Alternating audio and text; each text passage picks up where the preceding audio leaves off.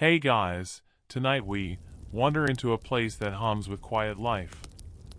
Picture yourself stepping barefoot into the cool marshes of Aotearoa, New Zealand. The evening mist curls around your ankles, damp but oddly soothing, like nature has rolled out its own fog machine for your entrance. Towering over you are stalks of harakeke, the flax plant, their long sword-like leaves reaching skyward. They sway slightly in the breeze, whispering as if gossiping about your clumsy arrival. You almost expect them to lean down and say, "Really? No gumboots?" But here you are, feeling your skin prickle as you realize how sharp these leaves can be. A careless swipe and, well, you'll be sporting a paper cut the size of a scar. You probably won't survive this flax forest if you sprint around like you're in an action movie. But don't worry, you're here to stroll, not sprint. So, before you get comfortable, take a moment to like the video and subscribe, but only if you genuinely enjoy what I do here. And I'd love for you to drop a comment with your location and local time. It's always fun to see our little nighttime club stretching across the globe. Now, dim the lights, maybe turn on a fan for that soft background hum, and let's ease into tonight's journey together. You trudge carefully forward, shoes squeaking in mud that smells of earth, salt, and rain. The stalks bend around you like living walls. Every few steps, you spot the flowers, clusters of red and orange, arching out of the flax blades. Bees hum lazily around them, heavy with nectar. You pause, realizing this humble marsh is more than scenery. For the Maori, these plants were treasure. Imagine arriving here centuries ago, just off a long canoe voyage, salt still burning your lips. Supplies are low, the sea has shaken every bone in your body, and then you find these towering plants. Green, strong, flexible, an answer to unspoken prayers. Early Polynesian settlers, navigating by stars, would have looked at harakeke not as, oh, pretty landscaping, but as a lifesaver. Rope, sails, nets, clothes, it was basically their version of duct tape. And if you've ever fixed a wobbly chair with duct tape, you know how holy that stuff feels. Here's a mainstream fact, harakeke isn't actually flax. Europeans misnamed it. True flax comes from Europe, this is a lily. But the name stuck, so now New Zealand flax is a household word. Kind of like how we still call peanuts nuts even though botanically, they're beans in disguise. You brush your fingers along one leaf, noticing how strong the fibers feel. Early Maori saw the same potential. The fibers hidden inside, the muka, were extracted and transformed into ropes that could haul waka canoes across raging seas. Historians still argue whether the very first settlers already knew about its uses when they arrived, or if they had to experiment, cutting, stripping, and accidentally slicing their hands before discovering the treasure inside. Either way, the plant became family. And family deserves a good story. Maori mythology wrapped harakeke in a web of sacred meanings. One tale compares the plant to a family itself. The inner shoots are children, the surrounding leaves are parents, and the outer ones, the grandparents, always standing guard. If you cut the parent leaves carelessly, the young inside wither. It's like botanical parenting advice, centuries before self-help books. Quirky tidbit? Flax once doubled as an ancient first aid kit. If you got scratched, you could slap a strip of leaf across the cut, an instant bandage. The juice, slightly sticky, held the skin together. Not exactly Neosporin, but hey, it worked. And unlike today's Band-Aids, you didn't have to dig through your junk drawer to find one. The wind picks up, making the flax leaves hiss like rain. You close your eyes and imagine sitting here centuries ago, a child learning from an elder. Don't cut the young shoots, they warn, always thank the plant. Every harvest was ritual, because in Maori worldview, these plants had Maori life force. Imagine pausing before you cut grass in your yard and whispering, "Sorry mate, I just need the lawn shorter." Modern life doesn't really work that way, but the mindfulness behind it? That's the kind of thought that settles into you like a lullaby. You push a little deeper into the marsh, your feet sinking but not too much. Birds call overhead, waka waka, little fantails, flitting around you like they've come to spy on your clumsy steps. A splash in the water startles you, but it's only a fish darting away. Every sound sharpens your awareness that this is more than swamp, it's a living library. Somewhere in the dark, you think of how flax stalks, once dried, were also used for torches. Firelight bouncing off those tall leaves must have made the marsh look alive, like an army of green warriors standing guard. And tonight, they still seem like that, silent, watchful, swaying in the moonlight. You pause, listening. In that hush, you sense how the flax plant itself tells its own story. Each leaf cut, each fiber pulled, each rope twisted carries centuries of knowledge. It's not loud, not showy, it's steady, patient, unrolling its history for anyone who stops long enough to notice. And here you are, noticing. You're still standing in the marsh, damp air clinging to your skin, when you hear it, the low creak of wooden hulls sliding over sand. Turn your head, and there it is, a waka, a great double-hulled canoe, its polished surface gleaming with sea spray. You feel the pull of history tugging at you, and before you can say no thanks, I get seasick, you're already climbing aboard. The voyagers are Polynesian navigators, their bodies glistening in the salt air, tattoos tracing stories down their arms. You sit cross-legged on woven flax mats, their rough texture scratching your skin, but you don't complain. After all, you're hitching a ride on one of the boldest human journeys ever attempted. The ocean stretches in every direction, blue, endless, merciless. There's no GPS, no compass, not even a smug recalculating voice from a phone app. Just the stars above, the swell of waves, and the rhythm of seabirds circling overhead. You can't help but laugh quietly. Here you are, struggling to find your car in a parking lot sometimes, and these people are casually threading needles across the Pacific. Historians still argue whether the first Polynesian arrivals stumbled upon Aotearoa by accident, blown off course by storms, or whether it was a deliberate voyage, planned and prepared with confidence. You can almost hear those debates drifting across time, bold navigators or lucky castaways. But sitting here, you feel the certainty. These voyagers didn't seem like the type to leave something as big as oops, new continent up to chance. As the waka cuts through waves, you watch the sailors adjust ropes, their hands moving with quiet expertise. Those ropes are flax, parakeet fibers twisted tighter than any store-bought cord you've ever seen.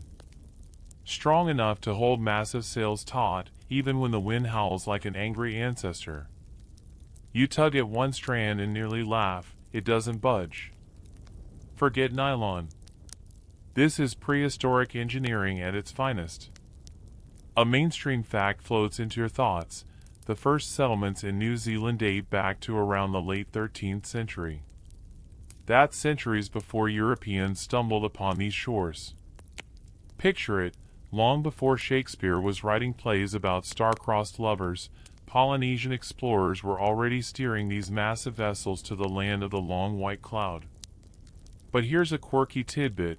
The very first European sailors later arriving in these waters actually thought Maori ropes were made of hemp, because they couldn't wrap their heads around plants like flax producing such strong fibers.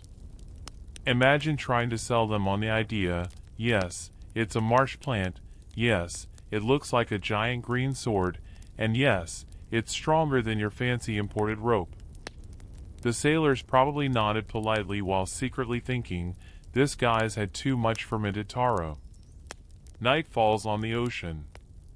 The stars appear, so many you feel like you're floating in a dome of light.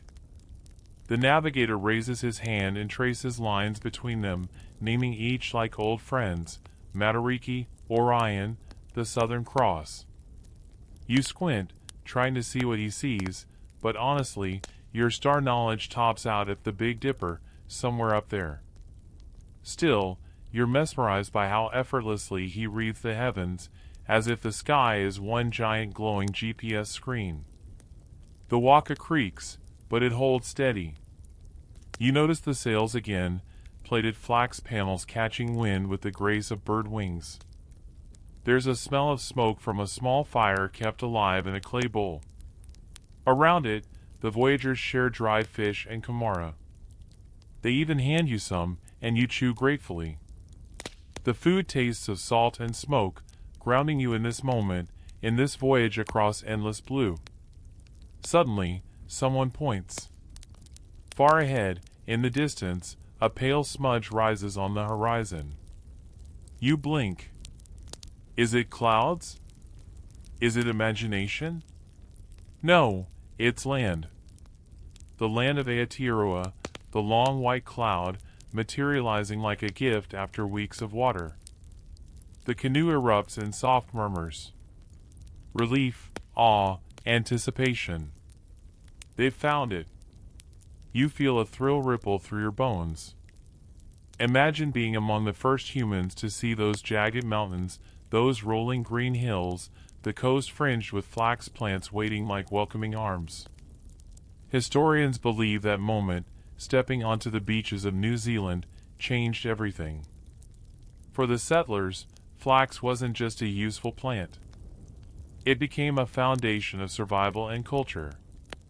From the very start, it rooted itself into every corner of life. And as you stand at the prow, mist rising, you feel the story shift. You've just witnessed the beginning.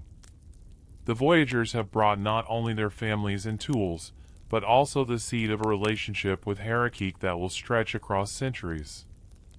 The canoe grinds softly onto sand. The voyagers leap out, pulling the hull higher onto the beach with flax ropes biting into their palms. You step onto wet earth, toes sinking into cool grit. Around you, the flax plants sway in the coastal breeze, as if they've been waiting all along. You smile, because deep down you know, you've just landed in a world where flax isn't just a plant. It's destiny.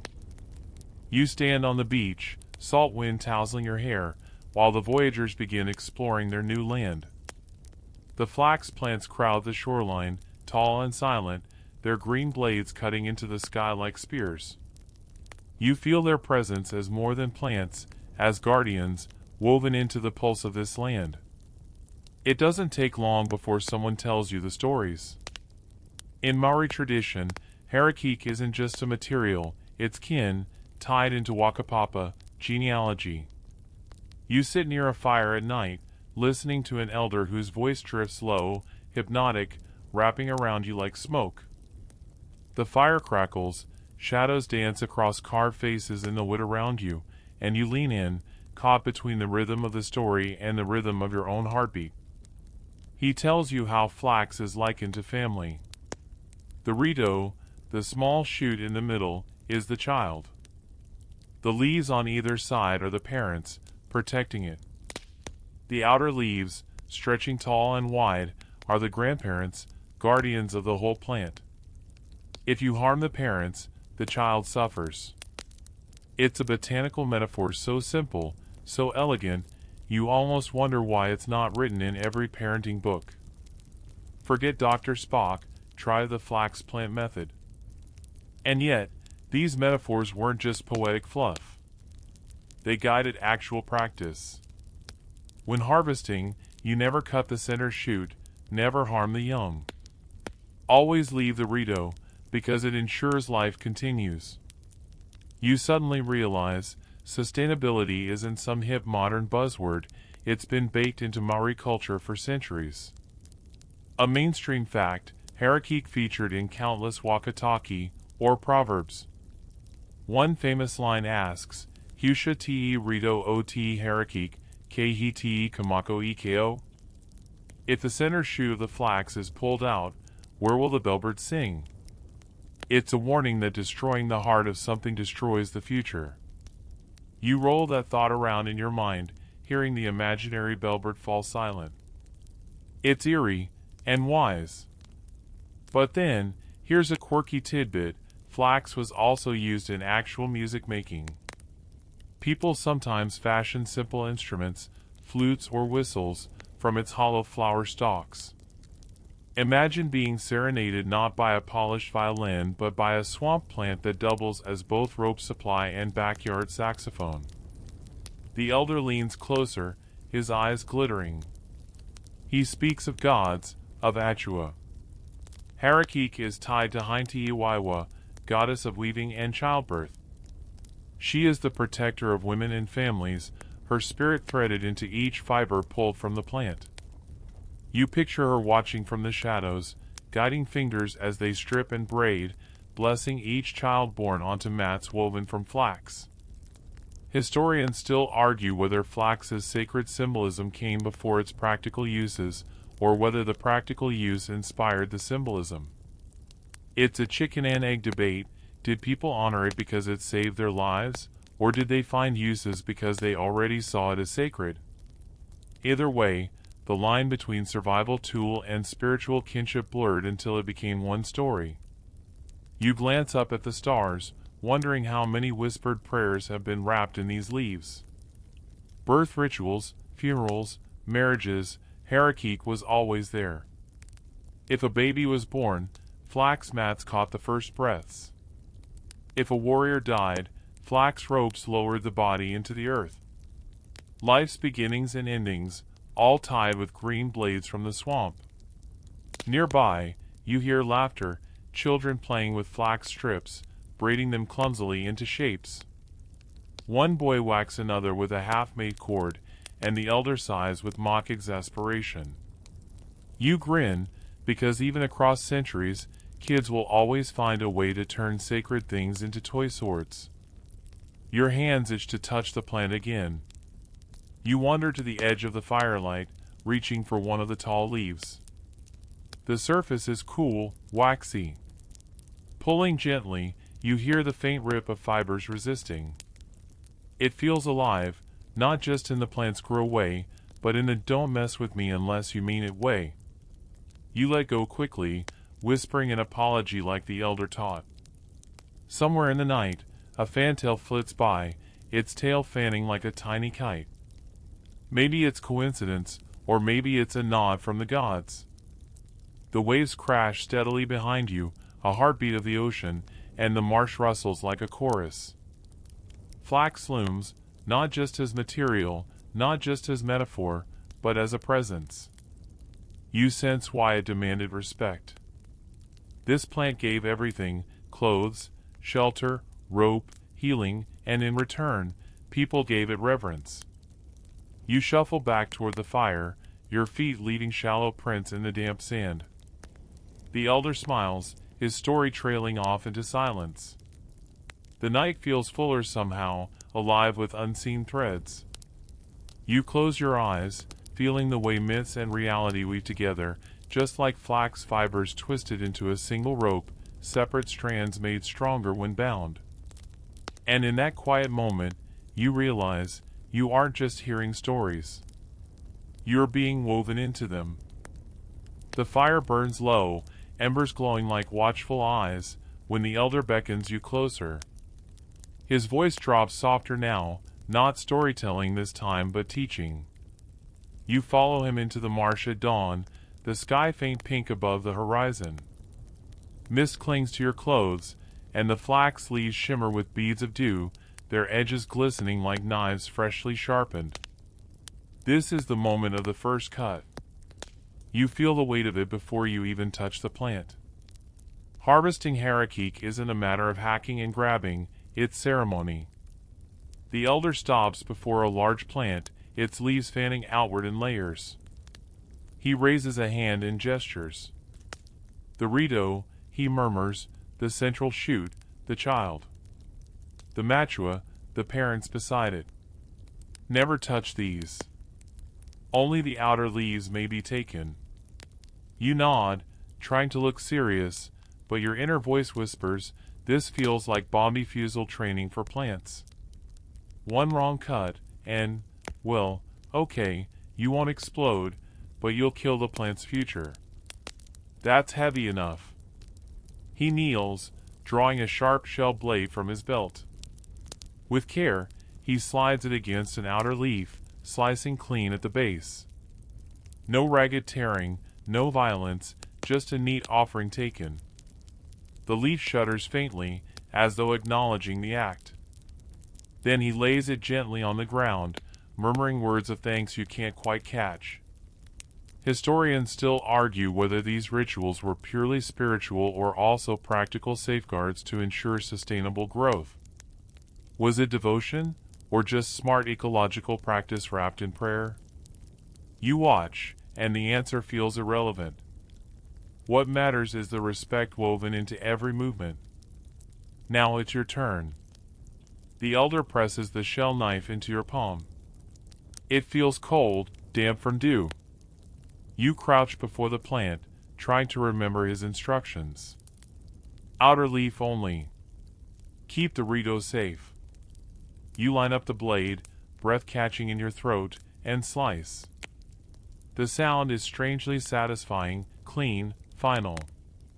You cradle the leaf like it's fragile glass, absurdly proud you didn't botch your first cut. Mainstream fact, Maori always cut flax on a downward slant, never straight across. It helps rainwater run off the wound so rot doesn't set in. Think of it as the plant's own waterproof bandage. Smart, right? Quirky tidbit, in some traditions, you couldn't harvest flax on certain days, like during menstruation or after eating specific foods. Taboos kept the balance. You imagine yourself strolling into the marsh with a sandwich in hand and being told, sorry, you're holding leftover chicken, you'll anger the gods. A little inconvenient, but that was the price of harmony. The elder bundles your cut leaves together, tying them neatly with a strip of flax fiber. His fingers are swift, practiced, this is muscle memory passed down through generations. As he works, he hums a low chant. The words roll like water, soothing, repetitive. It's not for you, it's for the plant, for the gods, for the act itself. You try to hum along, off-key of course, and earn a chuckle from him. The sound lingers in the air, warm against the chill morning. Humor, respect, work, they're all braided together here, inseparable.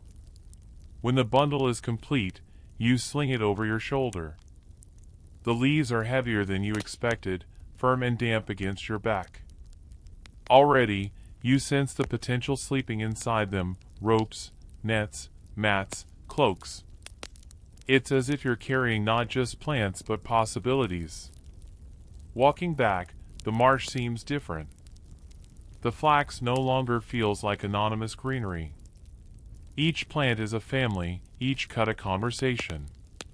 You glance at the untouched Rito shoots, standing tall like stubborn toddlers refusing to budge.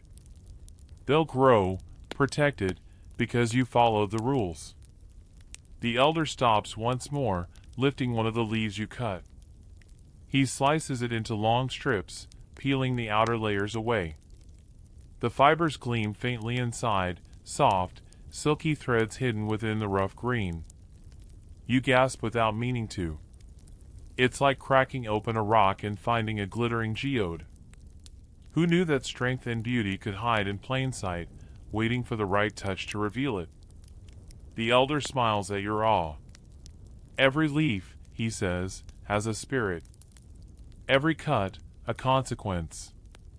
You tuck that away in your mind, realizing it applies far beyond flax. You reach the fire again, now just smoldering coals. The air smells of earth, smoke, and fresh plant. The bundle is set down, ready for the next stage of work. You lower yourself onto the woven mat, exhausted but strangely calm. The day stretches ahead, full of weaving and stripping, but for now, you rest, the whisper of your first harvest still in your ears. You know you'll never look at a swamp plant the same way again. The morning grows brighter, and with it, the work begins. The elder motions you toward a small clearing where a low platform has been set up. Upon it rests an assortment of tools, nothing shiny or modern, but simple, purposeful creations shaped from stone, bone, and shell. You squat beside them, trying not to look too much like someone at their first medieval reenactment fair. Each tool has a role.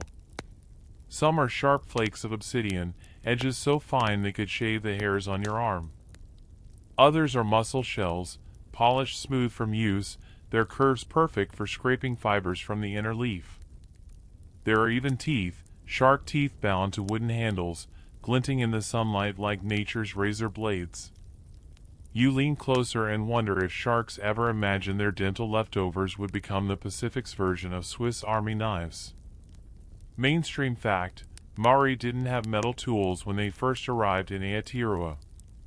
Every cut, scrape, and carve relied on what the land and sea offered: stone, bone, shell.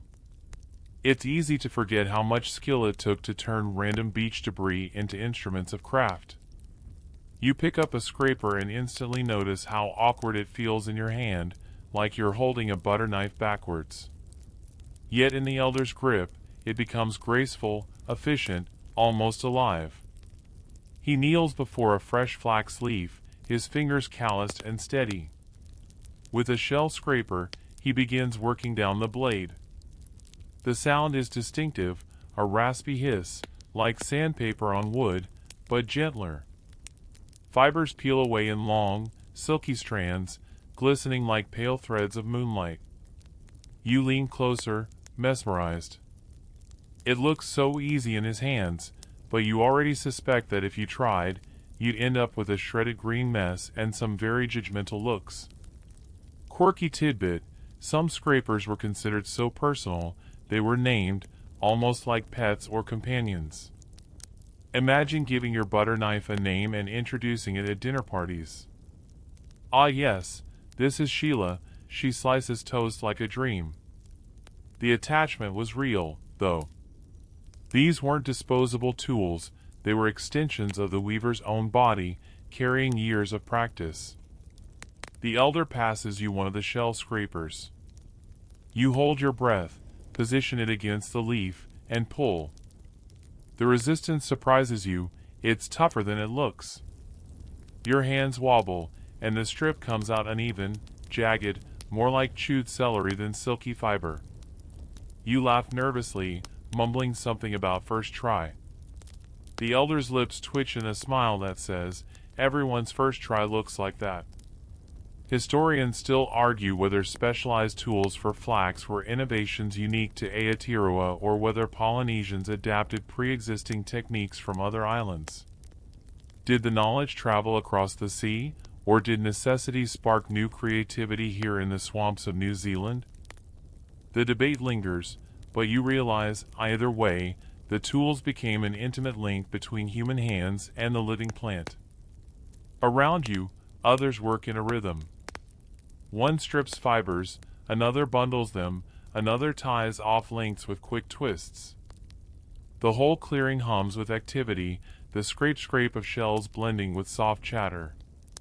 Birds call overhead, and the air smells of fresh plant sap, sweet, almost grassy. You sit there, fumbling with your leaf, and for a moment it feels like time has folded in on itself. You're not in the 21st century anymore, you're a small part of an ancient workshop. The elder leans over and shows you again, steady pressure, smooth pull, no jerking. You copy him, slower this time, and to your shock, a clean strand peels free. It gleams in your hand, soft and strong at once. Victory! You hold it up like a trophy, and he chuckles, patting your shoulder. Maybe you won't be fired from your imaginary apprenticeship just yet. He explains how different tools shape different fibers. Sharp blades cut coarse strips for mats and baskets. Fine scrapers teased out silky threads for cloaks and ropes. Even the waste, bits too short or frayed, found uses as fire starters or padding. Nothing was wasted, because nothing could be wasted. You glance down at the shell in your hand again, feeling its weight. It's just a fragment of ocean life, yet here it becomes a bridge between plant and person, between raw leaf and crafted masterpiece. Suddenly you understand why people name their tools. When you spend hours scraping, your hand aching, your back sore, it feels less like using an object and more like teaming up with an old friend. The sun climbs higher, warming your neck. You wipe sweat from your brow, smear a little green sap across your cheek without noticing, and keep working. The rhythm grows hypnotic. Scrape, pull, peel. Scrape, pull, peel. Fibers pile up around you, glowing in the light, soft as hair, yet destined to hold the weight of sails and bodies. Your arms ache, but there's a satisfaction in the effort, in the tactile stubbornness of the plant yielding only to patience. It's not flashy work, but it's honest.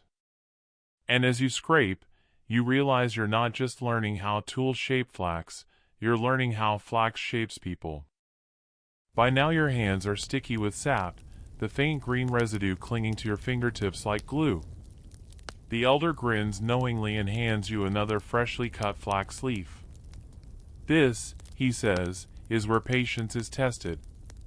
You glance down at the long blade in your lap, wondering if he's secretly signed you up for the medieval version of arts and crafts boot camp. The process of extracting muka, the silky inner fibers, isn't something you can rush. You position the shell scraper against the edge of the leaf, just like he showed you earlier. With steady pressure, you draw it down.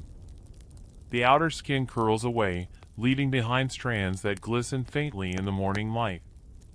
They're pale, almost white, and astonishingly soft. You run them between your fingers, and for a moment it feels less like plant matter and more like fine hair from some mythical creature. Mainstream fact, muka fibers were prized for their strength and durability. When twisted into rope, they could withstand the pull of the ocean, holding waka canoes together through storms that would send modern yachts scrambling for harbor. Early European visitors even admitted, somewhat begrudgingly, that Maori Flax ropes outperformed their hemp. That's right, Harakeke was basically the heavyweight champ of the rope world. But back to your fumbling hands. You scrape another strip, and this time the fibers clump together, sticky and uneven. It looks less like elegant muka and more like something you'd scrape off the bottom of a shoe. You sigh, mutter a quiet oops, and try again. The elder doesn't scold, he simply watches with the calm of someone who's seen 100 learners make the same mess. Quirky tidbit, flax sap, the goo you're smearing all over yourself right now, was sometimes used as a primitive glue. It wasn't superglue level strong, but it worked for small fixes. You picture someone in the past accidentally sticking two fingers together and muttering the ancient equivalent of, well, that was dumb. Once you finally manage to scrape a cleaner strip, you lay it in a growing pile of muka. Each strand gleams like captured sunlight. The elder picks one up, twists it between his fingers, and suddenly it's transformed into cord, tight, smooth, deceptively strong. He hands it to you, and you tug experimentally. It doesn't snap. You pull harder. Still no give. It's humbling, really, to realize this delicate-looking thread could probably hoist you up a cliff while your modern shoelaces wouldn't survive one tug-of-war with a stubborn toddler. Historians still argue whether the art of processing muka reached its highest refinement in Aotearoa or whether it was equally sophisticated in earlier Polynesian homelands. What's certain is that the abundance of Harakeke here gave Maori the opportunity to perfect their craft, experimenting endlessly until the fibers sang under their hands. Around you, the work becomes a kind of music. The rhythmic scrape of shells, the occasional laugh, the whisper of fibers being pulled free, it all blends into a steady, almost meditative background. You find yourself falling into the rhythm, your movements clumsy but improving. For a brief stretch of time, you forget about the ache in your arms, the sap on your skin, the flies buzzing insistently at your ears. You're just Working. The elder demonstrates another step. He takes a handful of muka, dips it into water, and then runs it through his fingers. The damp strands align neatly, smooth and shining. See, he says, like combing a child's hair. You nod, amused. It's not the metaphor you expected, but it fits. You mimic him, your own bundle slipping and tangling, until finally it looks halfway decent. There's something strangely intimate about this process. You're not just shaping fibers, you're revealing what was hidden, coaxing out the strength tucked away inside the leaf. It makes you wonder how many people through history found comfort in the act, the scrape, the pull, the slow transformation. Maybe it wasn't just work. Maybe it was therapy before therapy was a thing. You glance at your messy little pile of muka. It's not perfect, far from it, but it's yours. And when you run it through your fingers, you can feel the potential, humming quietly, waiting to be twisted into something that matters. By now the sun is high, your shoulders warm, your hands aching pleasantly. The elder gathers up the fibers and sets them aside, ready for the next stage of creation. You sit back on your heels, exhaling slowly, sap sticking between your palms. The marsh rustles with a soft breeze, as if the flax itself is sighing in approval. You realize, not for the first time, that this plant is more than it appears.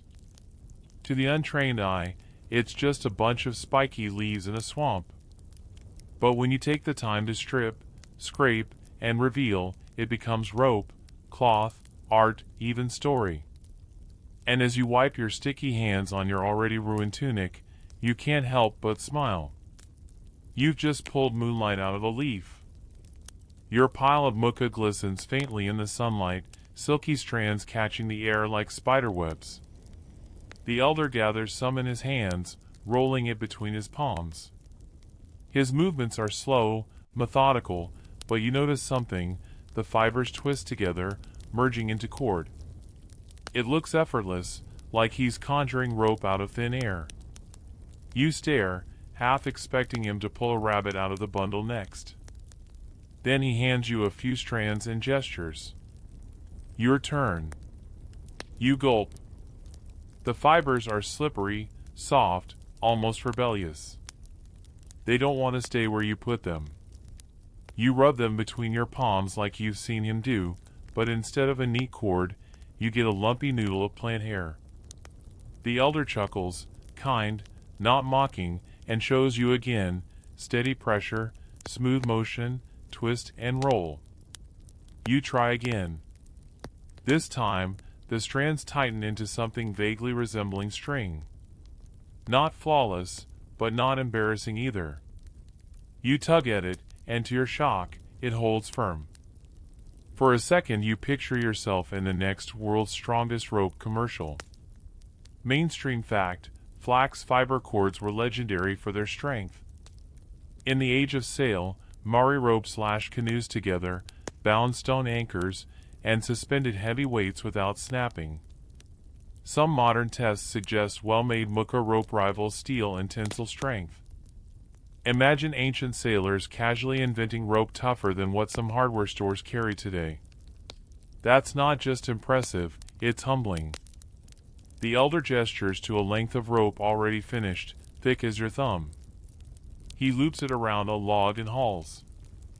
The log drags forward, soil tearing, roots snapping. The rope doesn't even creak. You whistle under your breath, impressed. Back home, your phone charger can barely survive one enthusiastic cat bite, and here's a prehistoric rope pulling trees around like toys. Quirky tidbit: flax ropes were so durable that Europeans in the 18th and 19th centuries wanted tons of it, literally tons, to outfit their ships. Maori quickly became suppliers, trading prepared muka and rope for tools, muskets, and sometimes even absurd trinkets like beads. There are stories of sailors begging for flax cord because their own lines kept snapping in storms. Imagine rolling into port and realizing your naval empire depends on swamp plants you don't even understand. Historians still argue whether the early European demand for flax truly benefited Maori communities or whether it disrupted traditional rhythms. On one hand, it brought new tools and goods. On the other, it pushed weaving from sacred practice into mass trade, changing its meaning. You roll the thought around as you twist another cord, wondering how fragile balance can be when necessity collides with commerce. The elder shows you how different twists create different ropes, single cords for fishing lines, thicker braids for nets, massive multi-strand hawsers for waka sails. You run your fingers along one, smooth, strong, faintly scented of earth. Each rope feels alive, humming with the labor of countless hands that spun, twisted, and tied.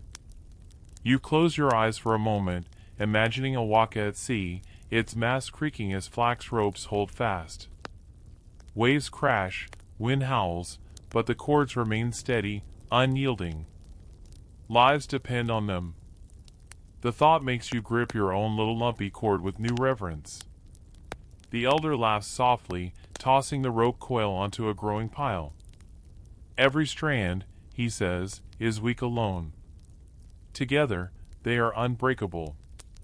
You nod, because of course it's a metaphor. You've stumbled into a TED Talk centuries before TED Talks existed. Still, the truth of it settles in your bones. As the sun begins its slow descent, you help coil ropes, stack bundles, and tie off finished cords. Your muscles ache, but it's a good ache, the kind that comes with honest work. The air smells faintly sweet from the flax, earthy and green. Around you, voices rise in chatter, laughter, and occasional bursts of song. The ropes, the fibers, the rhythm, it all weaves together into one seamless whole. And as you sit down on the grass, your hands raw but your heart strangely full, you realize you've just touched the very threads that held a people's world together. Threads stronger than steel, spun not in factories, but in the steady, patient hands of those who knew the value of a plant that whispered in the wind. The pile of finished ropes now rests neatly coiled, looking less like tools and more like sleeping serpents basking in the afternoon light.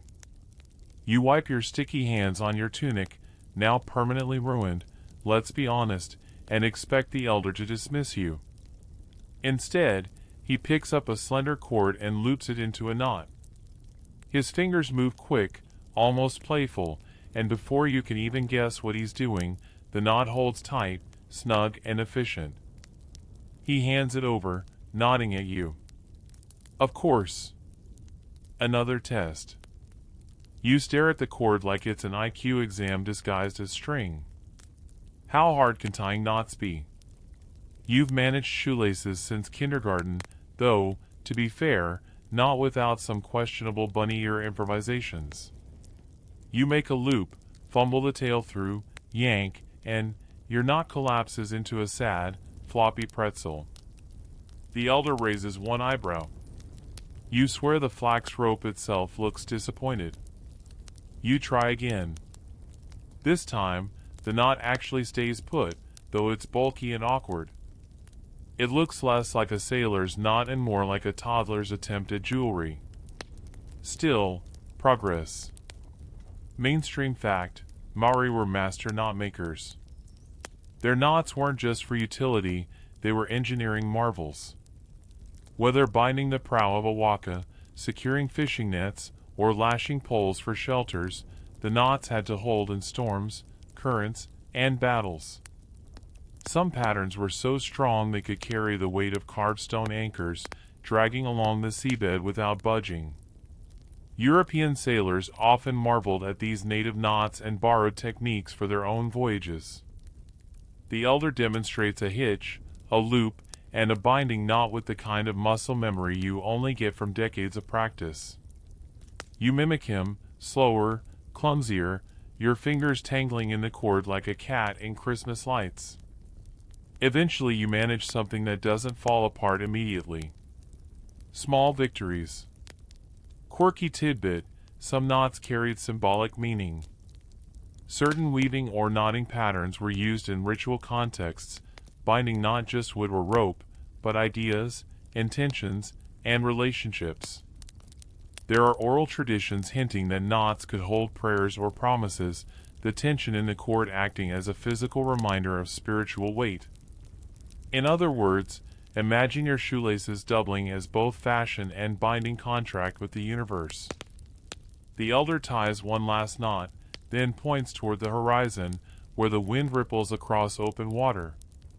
You understand, ropes and knots are useless unless tested. Together, you carry a bundle down toward the shoreline, where a half-finished walker rests on wooden rollers. Its hull is massive, carved with care, ribs exposed like a sleeping giant waiting for breath. Here, knots take on new urgency. The elder gestures for you to help lash the framework, securing poles across the hull. You grip the flax rope, its roughness biting into your palm, and tie as best you can. At first, your knots slip loose, poles wobbling.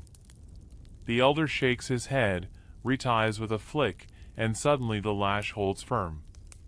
You imitate, retry, mutter under your breath, and finally, your knot sits snug. When you test it, pulling hard, it doesn't give. You grin despite yourself. Historians still argue whether these knotting systems developed independently in Aotearoa or whether they evolved from earlier Polynesian seafaring traditions. What is certain is that by the time Europeans arrived, Maori knotwork had become both science and art, adapted perfectly to local conditions. Ropes and knots weren't just practical, they were part of the architecture of daily life. The work continues until the framework stands solid, bound with flax cords that look too delicate for the job yet hold like iron. The elder pats one of the lashings and nods. He doesn't say good job, but his quiet approval feels better than any medal. As the sky softens into gold, you sit by the water's edge, rope coiled beside you. The tide laps at your toes, tugging playfully, as if testing your balance the way you've been testing knots. Above, gulls wheel and cry. You think about all the knots in your own life, the tangled ones, the frayed ones, the ties that held when you didn't expect them to. Funny how learning an ancient rope trick can feel like a mirror held up to your own story. Your fingers toy with the cord absently, looping and unlooping. The rhythm is soothing, almost meditative. For the first time today, your knots don't fall apart. They hold, quietly, firmly, like promises you didn't realize you needed to make. And as the waves whisper against the shore, you realize this simple act, tying flax into form, is less about rope and more about connection. Between plant and person. Between past and present. Between hands that once lashed canoes for voyages across oceans and your hands, here, clumsy but learning. You wake the next morning with sore palms, faint rope burns lining your skin like temporary tattoos you didn't ask for. Still, there's something satisfying about the ache. It reminds you that yesterday you actually built things with your hands, not just typed angry emails or doom-scrolled through questionable memes. The elder doesn't give you time to bask in nostalgia, though. Today, he points toward a new pile of muka strands and gestures in wide, sweeping arcs. This isn't rope making. This is weaving. The flax fibers look fragile, too fine for anything serious, but the elder sits cross-legged and starts laying them in neat, crisscrossing patterns. Over under, simple enough in theory, but the precision is mesmerizing. Soon, the loose strands form the beginnings of a mat. The structure is sturdy yet flexible, like a puzzle snapping together without seams. You try your hand. At first, it feels like juggling noodles. The fibers slip, gap, and warp, refusing to lie flat. You frown, shuffle, adjust, and before long your weave resembles more of a bird's nest than a mat. The elder chuckles quietly. He smooths out your mess, shows you again, and you start over. This time, your fingers catch the rhythm, tension balanced just right, strands aligned, the pattern slowly emerging. Mainstream fact: Maori weaving wasn't only about mats. It encompassed an entire spectrum of items: keet, baskets, wariki, floor mats, kupenga, nets, even finely woven garments. Each piece served a purpose, whether sacred or practical, and each was born from hours of patient labor. The skill wasn't optional, it was survival. Without weaving, there were no nets to fish with, no cloaks for warmth, no containers for food. It's like trying to live today without Wi-Fi. Technically possible, but good luck. You look down at your crooked mat in progress and realize this isn't just craft. It's architecture on a miniature scale. Each strand supports another. Together, they make something far greater than the sum of parts. Quirky tidbit: some early observers claimed they saw Maori weaving competitions where groups would race to finish keet or mats, sometimes chanting or singing as they worked. Imagine a speed weaving tournament, fibers flying like confetti, the crowd cheering every time a neat corner snapped into place. You can't help picturing an announcer's voice booming, "And she's on to the final row, folks, the tension is tight, the corners are crisp, this could be a record." But beyond the fun, there's a deeper layer. Historians still argue whether weaving techniques came directly from Eastern Polynesian ancestors or if Maori weavers in Aotearoa reinvented many methods to suit the flax's unique properties. Unlike coconut fiber or pandanus leaves in tropical islands, harakeke was abundant, durable, and strangely versatile. Whatever the answer, the artistry you see now feels distinctly tied to this land. Your mat grows slowly, uneven but functional. The elder doesn't criticize. Instead, he points to his own completed wariki, wide enough to cover the floor of a weir. Its surface gleams with subtle patterns, triangles, diamonds, chevrons, woven purely through color and placement of fibers. The designs catch the light, creating an almost hypnotic shimmer. He lets you run your hands across it. The texture is firm but not harsh, springy like a tightly woven trampoline. You imagine lying on one inside a dimly lit hut, the floor cool beneath you, the woven pattern pressing gently against your skin as firelight dances on the walls. It feels strangely modern, like minimalist decor born centuries before Pinterest boards existed. You spend the day learning patterns, from simple over-under grids to trickier diagonal weaves. Sometimes you mess up, skip a strand, or twist fibers backward. The elder doesn't fix them immediately. Instead, he lets you struggle, then points out how the mistake weakens the whole structure. One wrong angle, and the design sags. The metaphor is obvious, you catch yourself smirking. If life had weaving tutorials, half your choices might not look like tangled noodles in hindsight. By late afternoon, you've managed something that looks, if you squint, like a mat. Small, crooked, maybe too holy for serious use, but undeniably woven. You place it down proudly.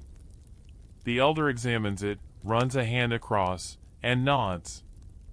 He even sits on it for a moment, as if testing its worth. The fibers creak but hold. You laugh, relieved. Maybe you're not destined for weaving stardom, but at least you won't embarrass yourself if invited to an ancient craft fair. As the sun dips low, you roll your shoulders, muscles humming with the memory of constant, careful motion. You think about the rhythm, how weaving forced you to slow down, breathe, and follow a pattern. It wasn't just work, it was meditation disguised as productivity. The elder gathers up both mats, his perfect one and your awkward cousin, and lays them side by side. For a moment, they look like teacher and student, different in polish but sharing the same bones. You smile, realizing that this act, as humble as it seems, ties you into a lineage stretching back generations. And when the evening wind brushes across the shore, rattling flax leaves in the distance, you almost hear them whispering approval. The sound of the waves wakes you again, soft and persistent, like the world is reminding you that rhythm exists whether or not you keep up. By now, the daily routine with flax doesn't feel so alien. Your palms are toughing, your fingers have learned to respect sharp blades, and you don't flinch every time fibers snap against your skin. Still, today feels different. The elder gestures not to the flax piles or the rope coils, but to a row of objects resting under woven covers. He pulls the mats back slowly, like revealing treasures. And treasures they are. Cloaks. At first glance, they don't look like the thick, European-style coats you're used to. These are lighter, more fluid, alive with texture. One has tassels that sway even in the still air. Another gleams faintly, as if dusted with gold. Some are patterned with alternating shades of flax fiber, others are fringed with feathered brilliance, reds, yellows, greens. You blink, because they don't just look like clothing. They look like wearable landscapes. The elder lifts one carefully and drapes it across your shoulders. The inside is smooth against your skin, the fibers softened by endless preparation. It's surprisingly warm, the way woven fibers trap air like insulation. But more than warmth, it feels like weight, like history settling on you. Mainstream fact, these garments were called kakahu, cloaks woven with painstaking care. Some were everyday wear, while others, especially those adorned with feathers or intricate patterns, marked rank and mana, prestige. Chiefs wore cloaks that doubled as statements of power. To see someone walk into a gathering wrapped in a feathered kakahu was like spotting royalty at the Grammys. No one missed the message. Quirky tidbit, the feathers weren't just for show. They often came from prized birds like kaka, caribou, and huya. The huya, in particular, was considered sacred. Its long tail feathers were so valued that they became symbols of high status. In fact, gifting someone a huya feather was one of the highest honors. Imagine if, instead of giving out knighthoods, modern leaders just handed each other bird accessories. Honestly, it might be an improvement. Historians still argue whether the most elaborate cloaks were purely ceremonial or if they also had practical protective use. Some say feather cloaks were for warmth as much as status, others believe they were too valuable to risk in everyday wear. You imagine spilling soup on one of these and immediately being banished from the village forever. Probably best to err on the ceremonial side. The elder points out different weeding techniques used in the cloaks.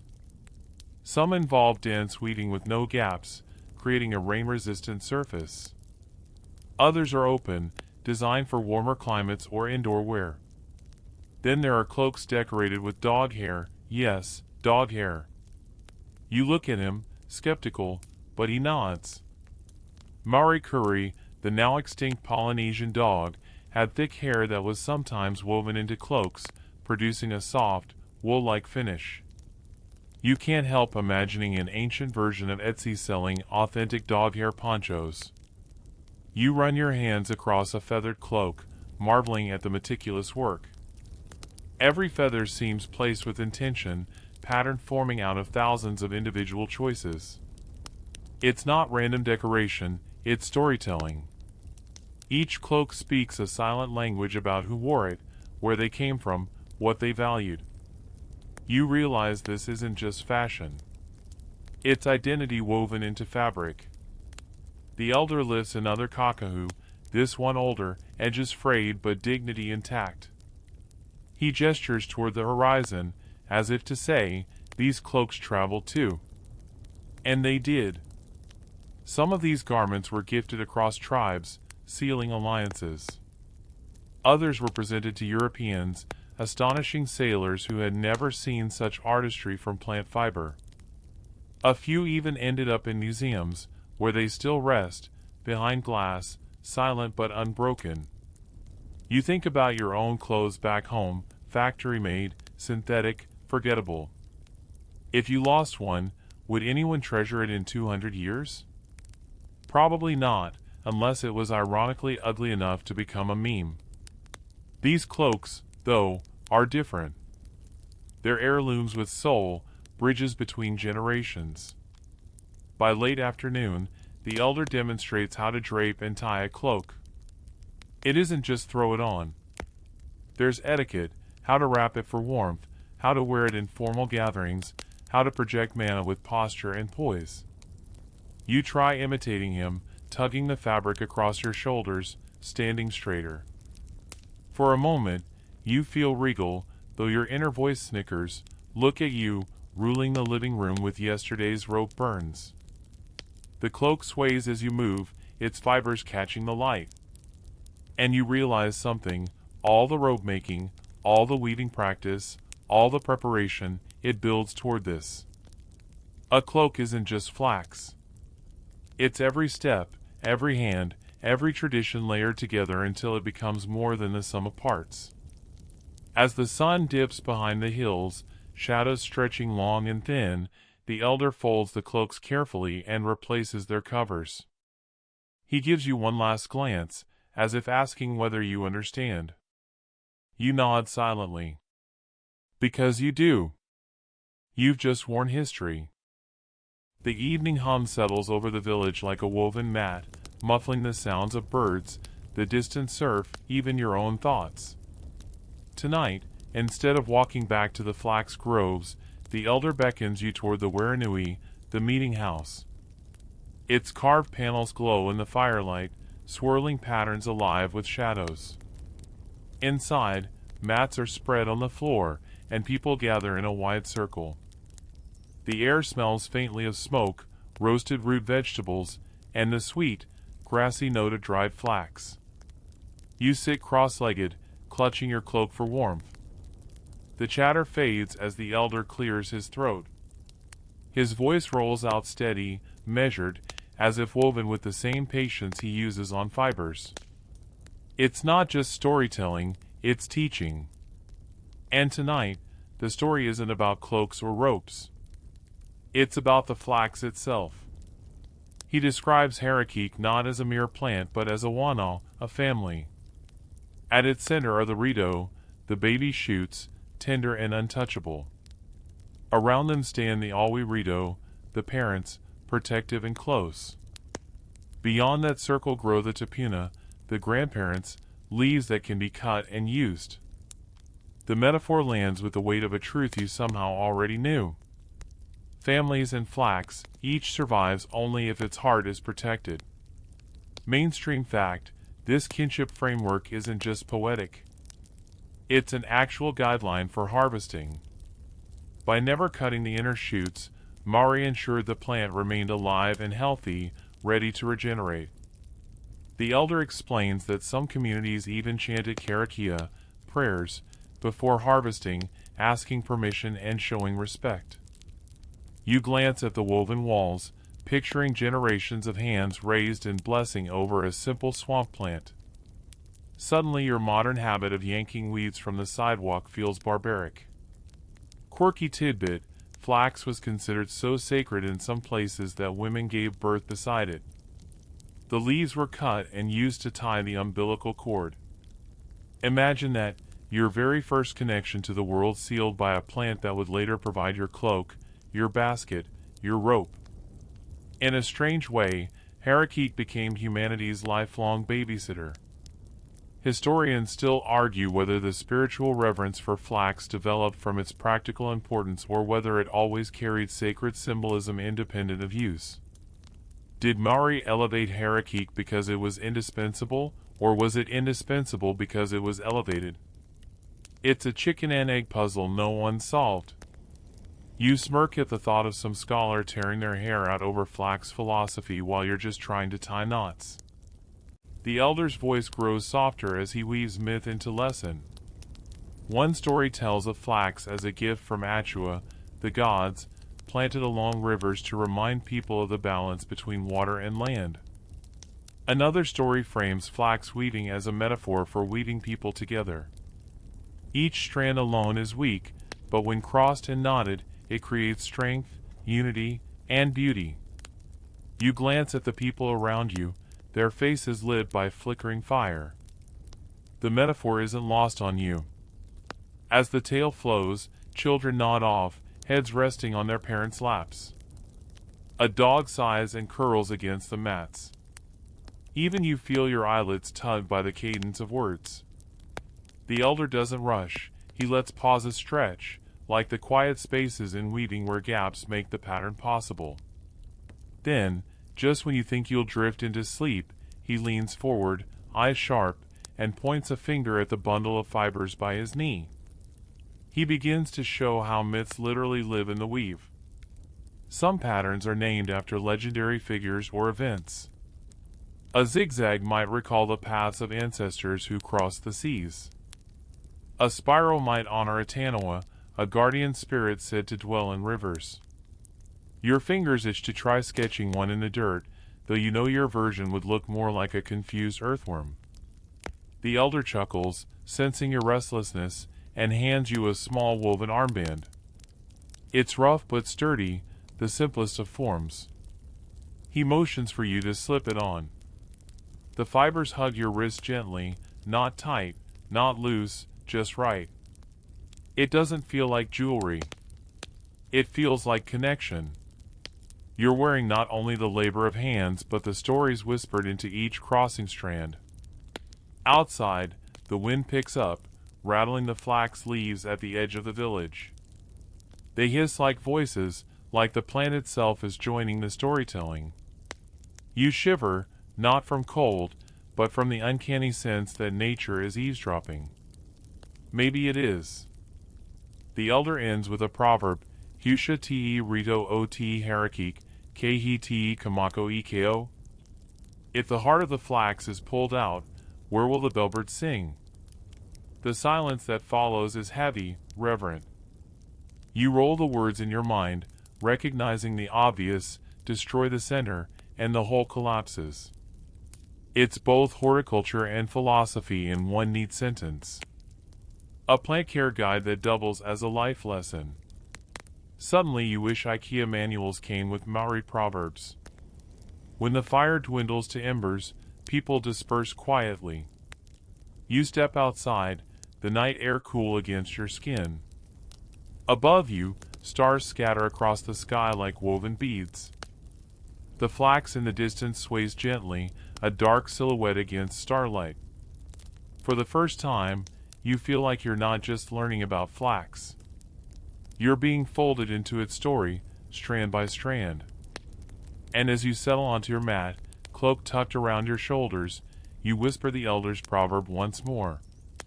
Not to remember it, but to feel it settle into you, like a thread pulled tight, holding the weave of your own thoughts together. Morning comes with a sharp cry of gulls and the steady thump of distant surf. You roll over on your mat, stretching stiff limbs, and catch the smell of smoke rising from new fires being coaxed to life. The village is stirring, but today the mood is taut, more purposeful than yesterday's gentle weaving circles. The elder nods for you to follow, his pace brisk, his shoulders squared. You know instinctively, today is not about cloaks or songs. It's about war. You trail into a clearing where flax bundles lie waiting. Men and women move quickly, splitting fibers, twisting ropes, knotting strips.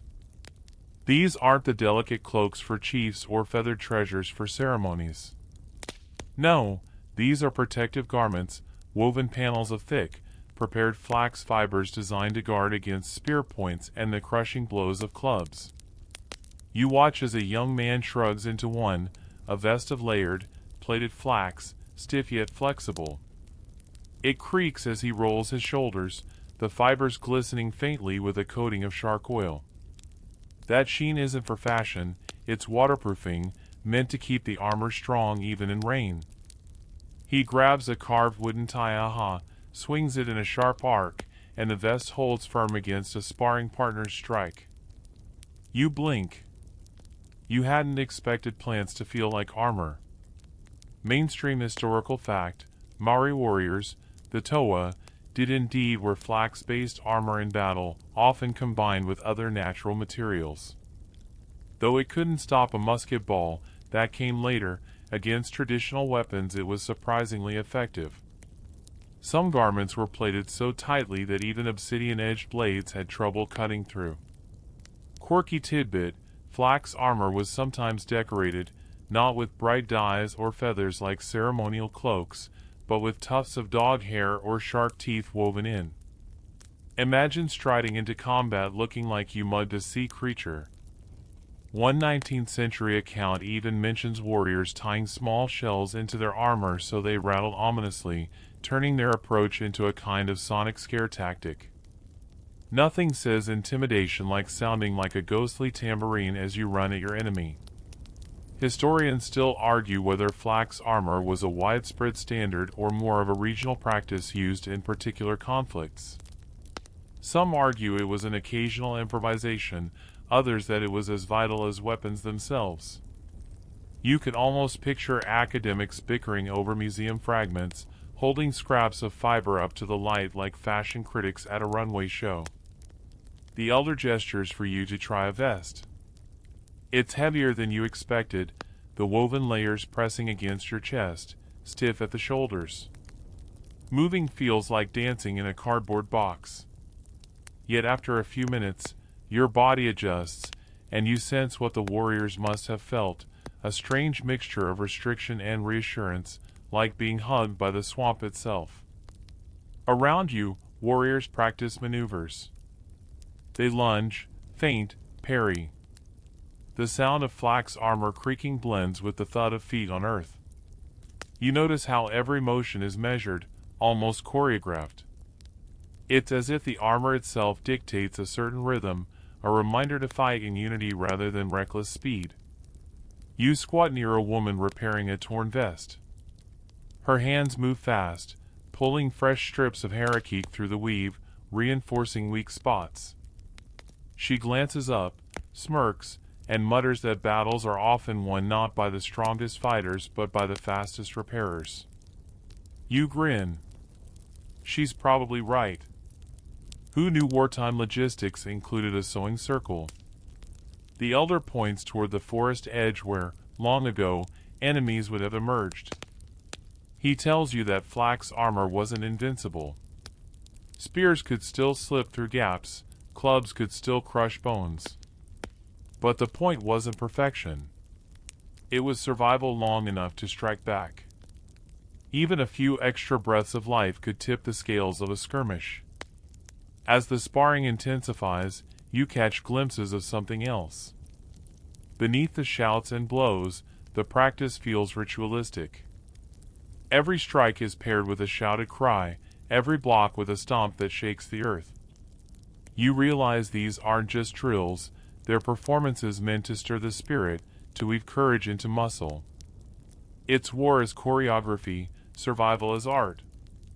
You imagine stepping onto a battlefield centuries ago, flax armor hugging your body, taia in your hand, the air thick with smoke and fear. All around you, warriors dressed in the same woven protection, a moving wall of rustling fibers. To your left, someone's armor rattles with shells. To your right, a cloak with dog hair bristles like a living creature. You'd look terrifying if you weren't already shaking in your boots. The elder chuckles at your unease. He explains that in Maori cosmology, battle wasn't just a physical contest, it was spiritual. Flax, being sacred, carried protective power.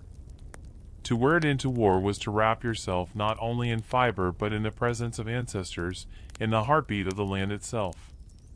Suddenly the armor on your shoulders feels heavier, not from weight, but from meaning. A gust of wind sweeps through the clearing, rustling the trees, making the flax armor whisper like leaves in a storm. For a fleeting second, it feels like the land itself is watching the training, waiting to see who will stumble, who will endure. When the practice ends, the warriors shed their armor, dripping with sweat, laughing at bruises, already teasing each other about clumsy moves. The vests are stacked neatly, their fibers darkened by use, smelling faintly of earth and oil. You help carry them back to the Waranui, each bundle heavier than it looks.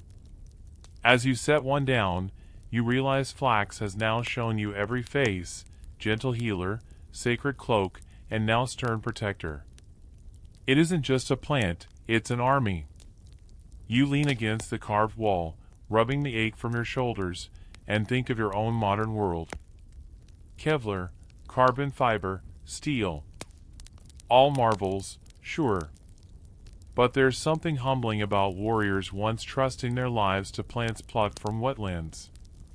You can't help but laugh softly. Your raincoat barely survives a city storm, and here these people walked into battle in flax. Who's really advanced? The evening deepens, and the warriors file away, leaving the courtyard quiet again. The flax bundles rest in their corner like loyal guardians waiting for the next call. And you, tired but strangely exhilarated, settle down with a new respect for a plant that has proven, once again, it refuses to be underestimated. You drift awake to the familiar creak of the Waranui walls as wind pushes at the carvings, and for a moment you forget where you are. Then the smell hits, sweet, earthy, a little smoky, almost like a freshly mowed lawn that someone forgot in a bonfire. That's when you realize, today you're about to learn the secrets of dyeing flax.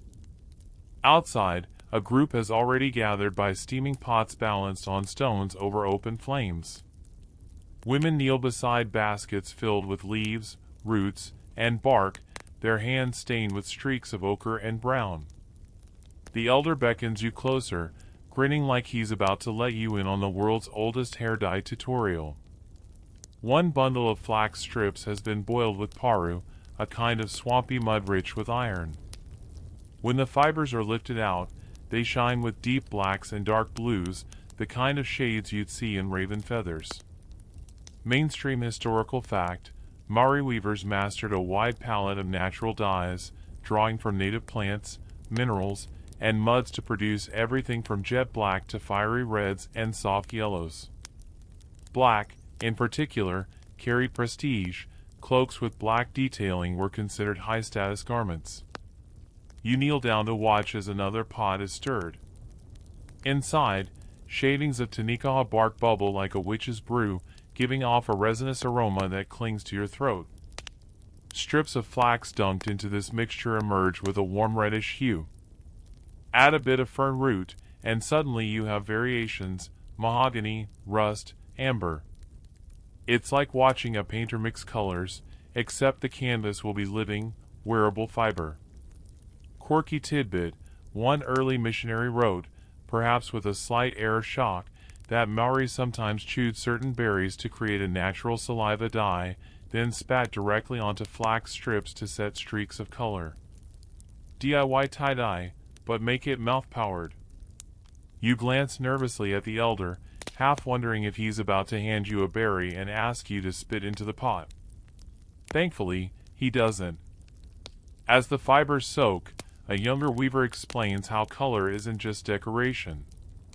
Every hue speaks. Black whispers of dignity and authority. Red recalls blood, courage, and life itself. Yellow sings of sunlight and harvest. Even the subtle greens carry echoes of the forests and wetlands. To wear these shades wasn't simply about fashion, it was walking around draped in coded messages that everyone else could read. Historians still argue whether some shades, especially a mysterious deep blue occasionally described in early accounts, were accidental chemical anomalies or deliberate recipes now lost to time. You can picture a circle of academics debating, it was just iron mud. No, it was crushed berries. Actually, it was aliens. That last one might be you muttering under your breath while they glare. The elder hands you a strip freshly pulled from the paru pot. It's black as midnight, slick and cool in your hands. He motions for you to hang it on a line to dry.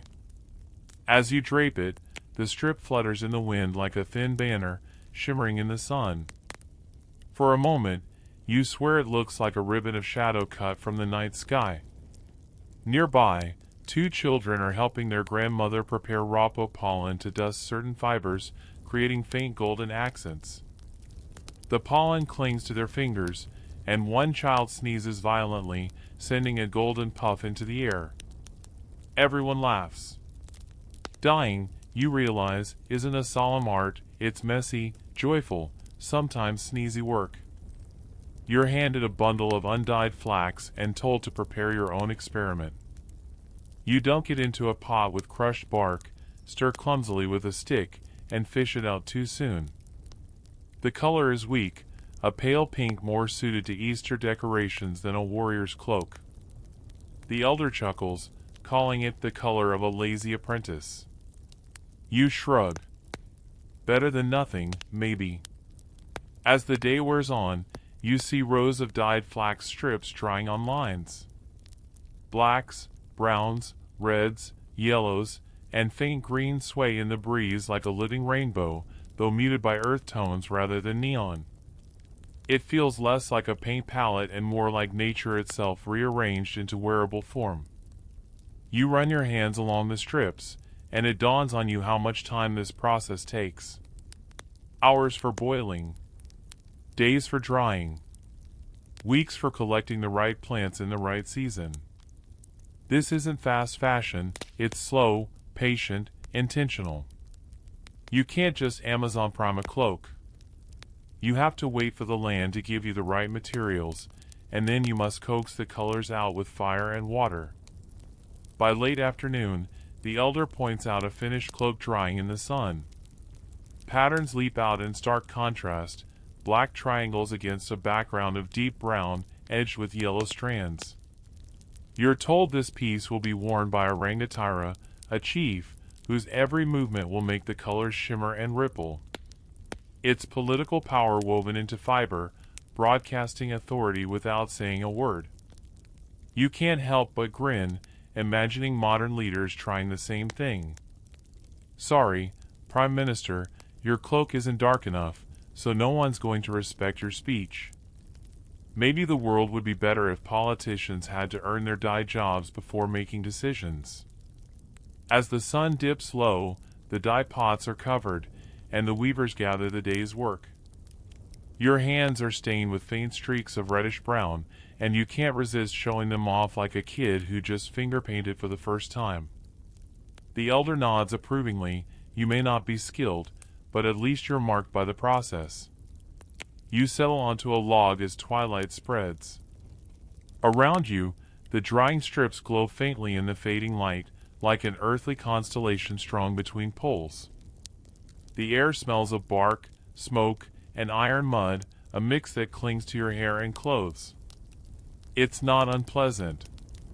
It's grounding, almost comforting. As you sit there, it occurs to you that flax doesn't just shape bodies through clothing or protect them in battle, it shapes identity itself. Through dyes, a simple fiber becomes language, status, memory. And maybe, just maybe, when you wear a cloak dyed from the earth, you're not just dressed, you're carrying the land's own voice on your shoulders. The next morning, your nose wrinkles as the first smell hits you, not the earthy sweetness of boiled bark or the sharp tang of paru mud, but something far less glamorous. Fermentation. Somewhere in the distance, flax fibers are soaking in a pit, steeped in swamp water and left to rot just enough to soften. You sigh, realizing that while yesterday you were playing with pretty colors, today you're stepping into the much smellier reality of weaving. A group of women beckon you closer. They pull bundles of dyed flax from troughs, wringing out the water with expert twists of their wrists. The strands shine under the sun, now pliable, supple, and ready to be transformed.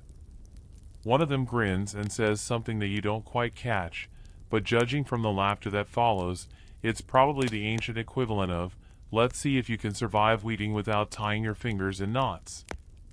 Mainstream historical fact: Maori weaving wasn't just about making functional objects like mats and baskets, it reached extraordinary levels of technical and artistic sophistication.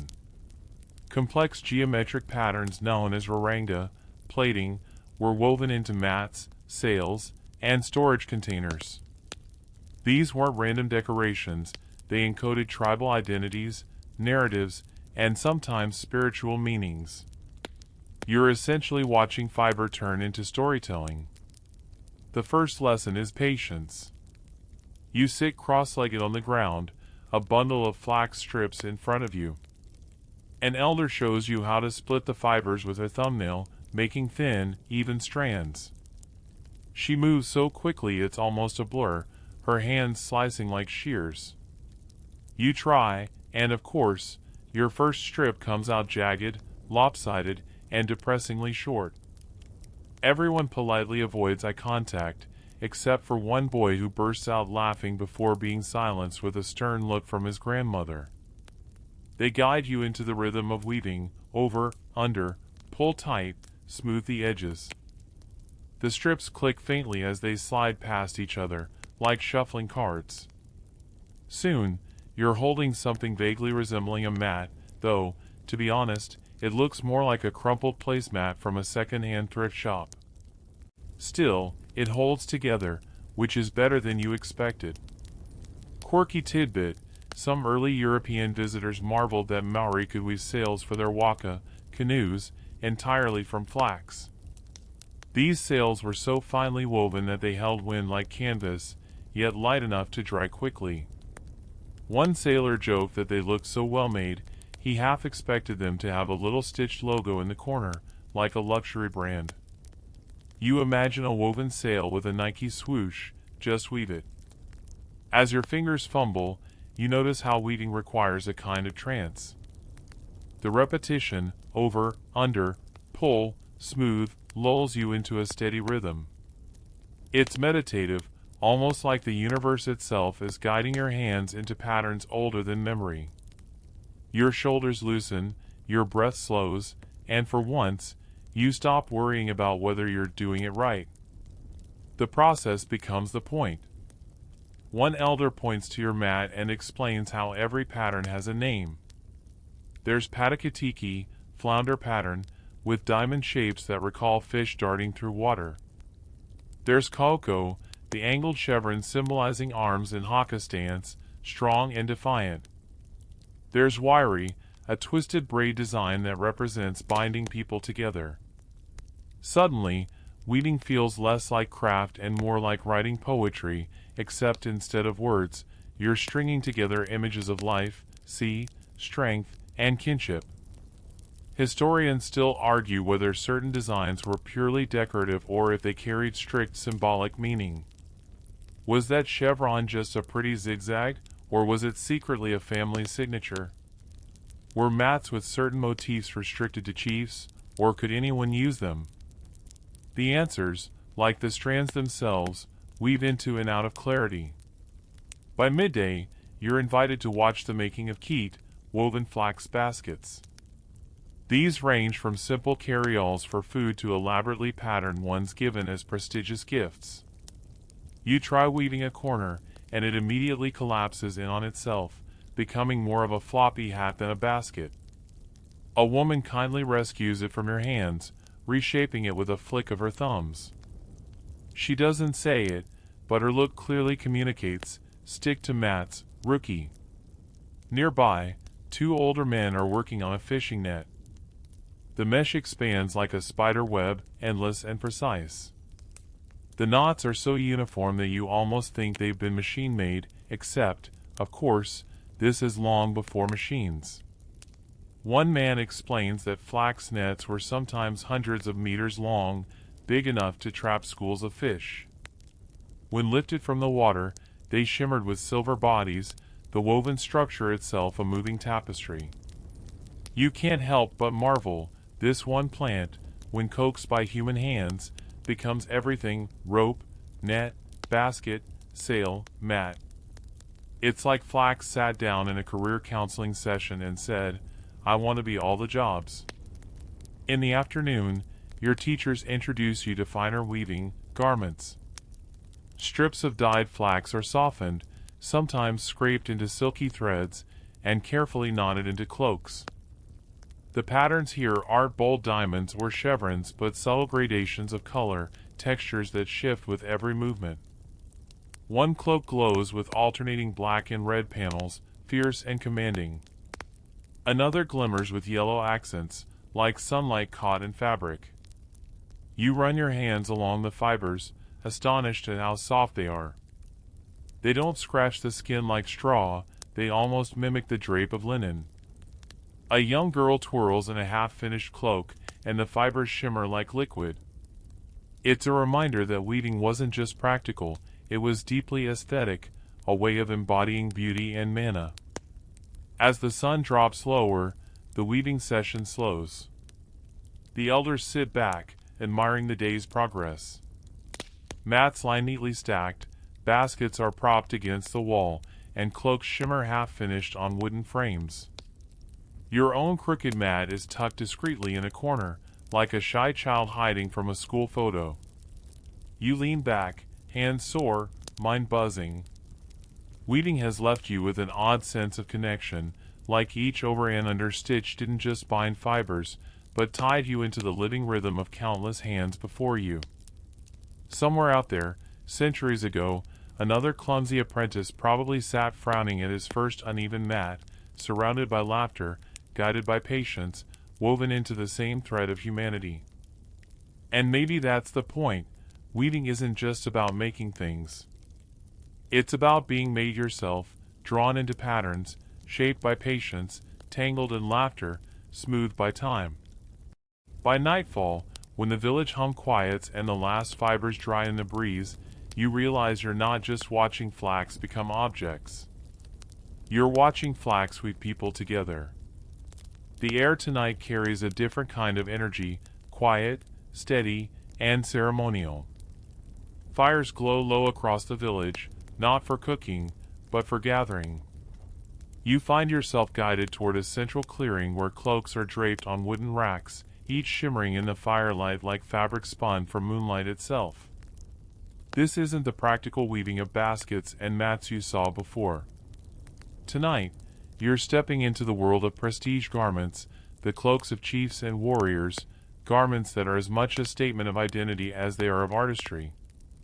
An elder beckons you forward, her face lined but her eyes bright, and places a nearly finished cloak into your hands. It's heavier than you expected, its layers thick and strong, yet soft enough to fold around the body like a living skin. The weaving technique is different here, not just plaiting but incorporating cords twisted so finely they look like threads. Strips of flax have been softened to near silk, scraped and rolled until they lose their stiffness. When you rub the fibers between your fingers, they whisper instead of rasp. Mainstream historical fact, these cloaks, called kakahu, were not only garments but tauna, treasures imbued with mana. Chiefs wore them in meetings, battles, and rituals. Some were even woven with feathers from native birds like the kaka, kiwi, and caribou, creating shimmering patterns that shifted with every movement. They weren't just clothes. They were walking declarations of power, ancestry, and spiritual presence. As the firelight flickers, you watch one woman demonstrate the process of weaving feathers into the flax backing. Each feather is bound carefully to a thread, laid in overlapping rows until they form a smooth surface. The result is stunning, a cloak that looks like it was plucked straight from the bird itself, only grander. When the wearer moves, the feathers ripple like waves, as though the garment is alive.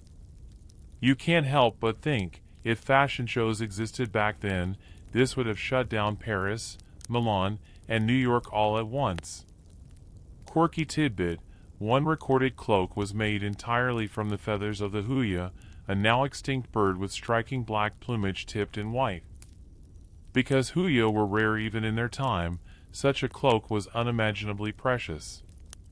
You imagine the wearer strutting around like, yes, this? Just my casual thousand-bird coat. Somewhere, a medieval European king is crying into his ermine robe.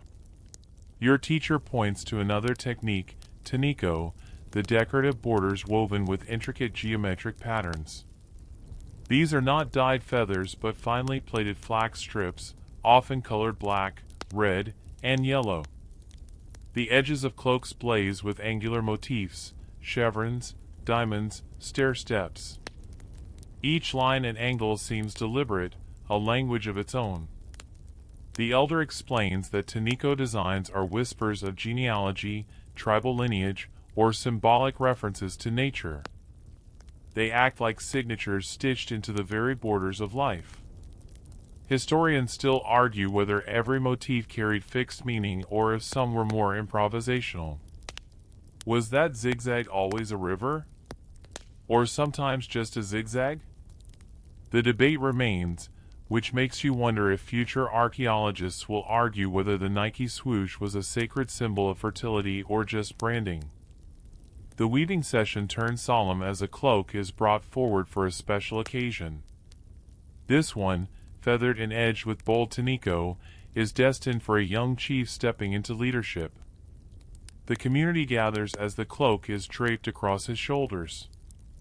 It transforms him instantly. A boy you might have seen earlier chasing dogs across the village now radiates authority, his frame broadened by the weight and shimmer of the garment.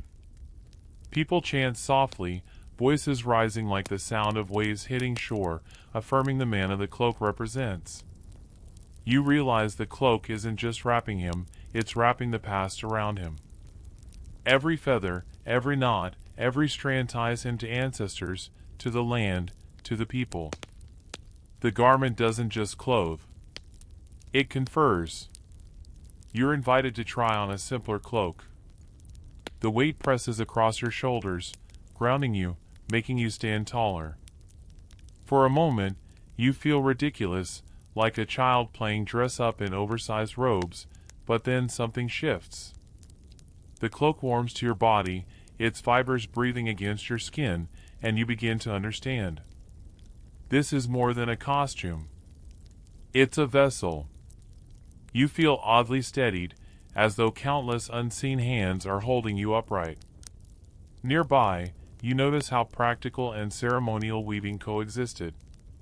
Everyday kakahu were plainer, woven for warmth and durability, while prestige cloaks were rare, often taking years to complete. Some were so significant they were named and remembered in oral histories, passed down like living heirlooms. Owning one wasn't just about having fancy clothing, it was about carrying a piece of tribal identity forward. As the night deepens, the stories flow. An elder recounts how one cloak saved a chief's life during battle, not because it stopped a spear, but because its prestige made enemies hesitate to strike. Another tale tells of cloaks hidden away in caves, preserved in secret for generations, waiting to be brought out in times of need. You sit cross-legged, listening, realizing that these garments are less fabric and more archive, each stitch a record of survival. Your mind drifts as the fire crackles. The repetition of weaving, the over, under, knot, bind, echoes in your head like a lullaby. The cloaks shimmer in your vision, each one like a soft flame, carrying stories you can almost, but not quite, grasp. You wonder how many cloaks you'll never see, lost to damp, decay, or the silence of extinction. And yet, the ones here tonight pulse with presence, reminding you that art can be armor, and cloth can be memory. By the time you lie down to sleep, the scent of softened flax still clings to your fingers, and the weight of that borrowed cloak lingers across your shoulders. You dream of feathers glinting in moonlight, of woven borders that speak in patterns, of voices chanting beneath a cloak's swaying hem. And in that dream, you realize you're not just wearing flax. Flax is wearing you, binding you into its endless weave. Dawn stretches slow and silvery across the horizon, and you're still half wrapped in the memory of that cloak. But the day ahead holds something different. You leave behind the firelit shimmer of garments and follow the quiet rhythm of weaving that happens in corners, in kitchens, in spaces far from ceremony. This is the art of every day, mats underfoot, baskets for storage, and fans for fanning smoke from fires. If the prestige cloaks were symphonies, These are the background music of life, steady and essential. A woman greets you with a grin that says, "Well, finally, you're going to learn something useful." She sits cross-legged with a half-finished basket in front of her, its shape rising like the skeleton of a bull. She pats the ground beside her and hands you a strip of flax. Immediately you feel the difference. This isn't feather-soft like cloak material. This flax is firmer, unyielding, made to hold weight. Mainstream historical fact: everyday items like keet, baskets, and wariki, mats, were fundamental to Maori life. Families used them to store and carry food, to cover floors, and even to serve as bedding. Mats could be woven wide enough to cover meeting houses, and baskets might hold everything from kamara, sweet potatoes, to fishing gear. You watch as she demonstrates: over, under, fold, pull. The pattern emerges so naturally that it feels like the flax is teaching you, not her. Within minutes, you've managed to create what looks less like a basket and more like a very confused hat. She laughs softly, not unkindly, and says, "You've invented a new fashion." You pretend it's avant-garde. Milan Fashion Week, here you come. Quirky tidbit: some baskets weren't just storage, they were serving dishes. Imagine a big communal meal, everyone passing around cooked food in neatly woven baskets instead of plates. And when the meal ended, instead of hauling out dishes, people simply returned the basket to its practical duties. No dishwasher required. Somewhere, a tired college student in 2025 wishes they had one. As you practice, you notice the subtle artistry even in ordinary items. A mat isn't just a mat. Some are patterned with diamonds or step designs, made by alternating dyed and natural strips. The effect is striking, like a giant woven painting spread across the floor. You walk barefoot across one, the texture springy under your soles, and think, okay, IKEA rugs just lost. Historians still argue whether some of these patterned mats had symbolic meanings, whether they represented rivers, mountains, or pathways, or whether they were simply aesthetic choices made by skilled weavers. The truth might be both. Humans can't resist turning utility into beauty. It's why our coffee mugs have snarky quotes and why even your phone case has a design you chose for practical reasons but secretly because it looked cool. Your teacher hands you a fan woven from narrow strips. It's lightweight, flexible, and surprisingly effective. She fans herself and then you realize the smoky air clears in seconds. She explains that such fans weren't just for cooling down, they were tools for cooking fires, for guiding smoke, for ritual dances. Something so simple was endlessly versatile. You wave it back at her, clumsy but earnest, and she grins as if you've passed a test. Nearby, a group of children sits in a circle weaving toys, mini baskets, little figures, even crude shapes that might pass as animals. You're reminded that skills are taught young, not in formal classrooms but in the slow rhythm of daily life. Imagine growing up with your toys doubling as weaving practice, like Lego bricks that just happen to make you competent in survival skills. You're invited to walk through a storehouse where baskets are neatly stacked in rows.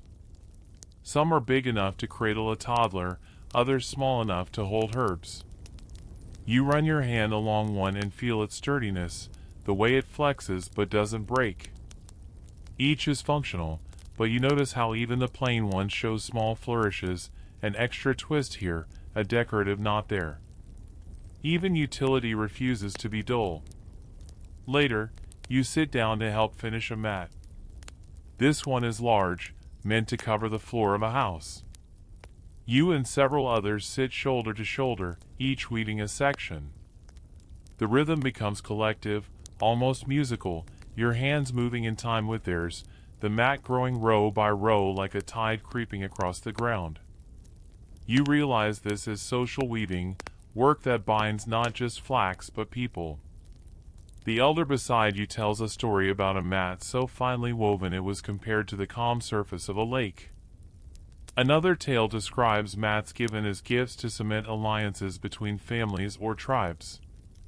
You glance at the growing mat beneath your fingers and realize that it, too, is more than flooring.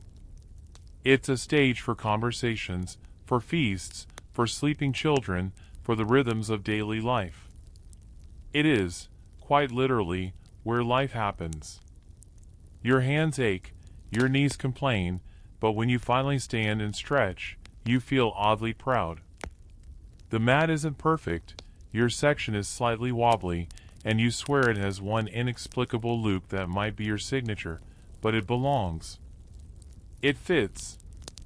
And for a moment you feel what they must have always felt, that weaving the fabric of daily life is a kind of quiet magic. As the day wanes, you're served food in a woven basket, warm kamara steaming against the flax. You bite into the sweet earthiness and laugh, realizing the basket you nearly mangled earlier might one day hold someone's dinner. From prestige cloaks to mats beneath your feet, the spectrum of weaving spreads across everything. There's no hierarchy here, really. Just different ways flax takes shape around human need.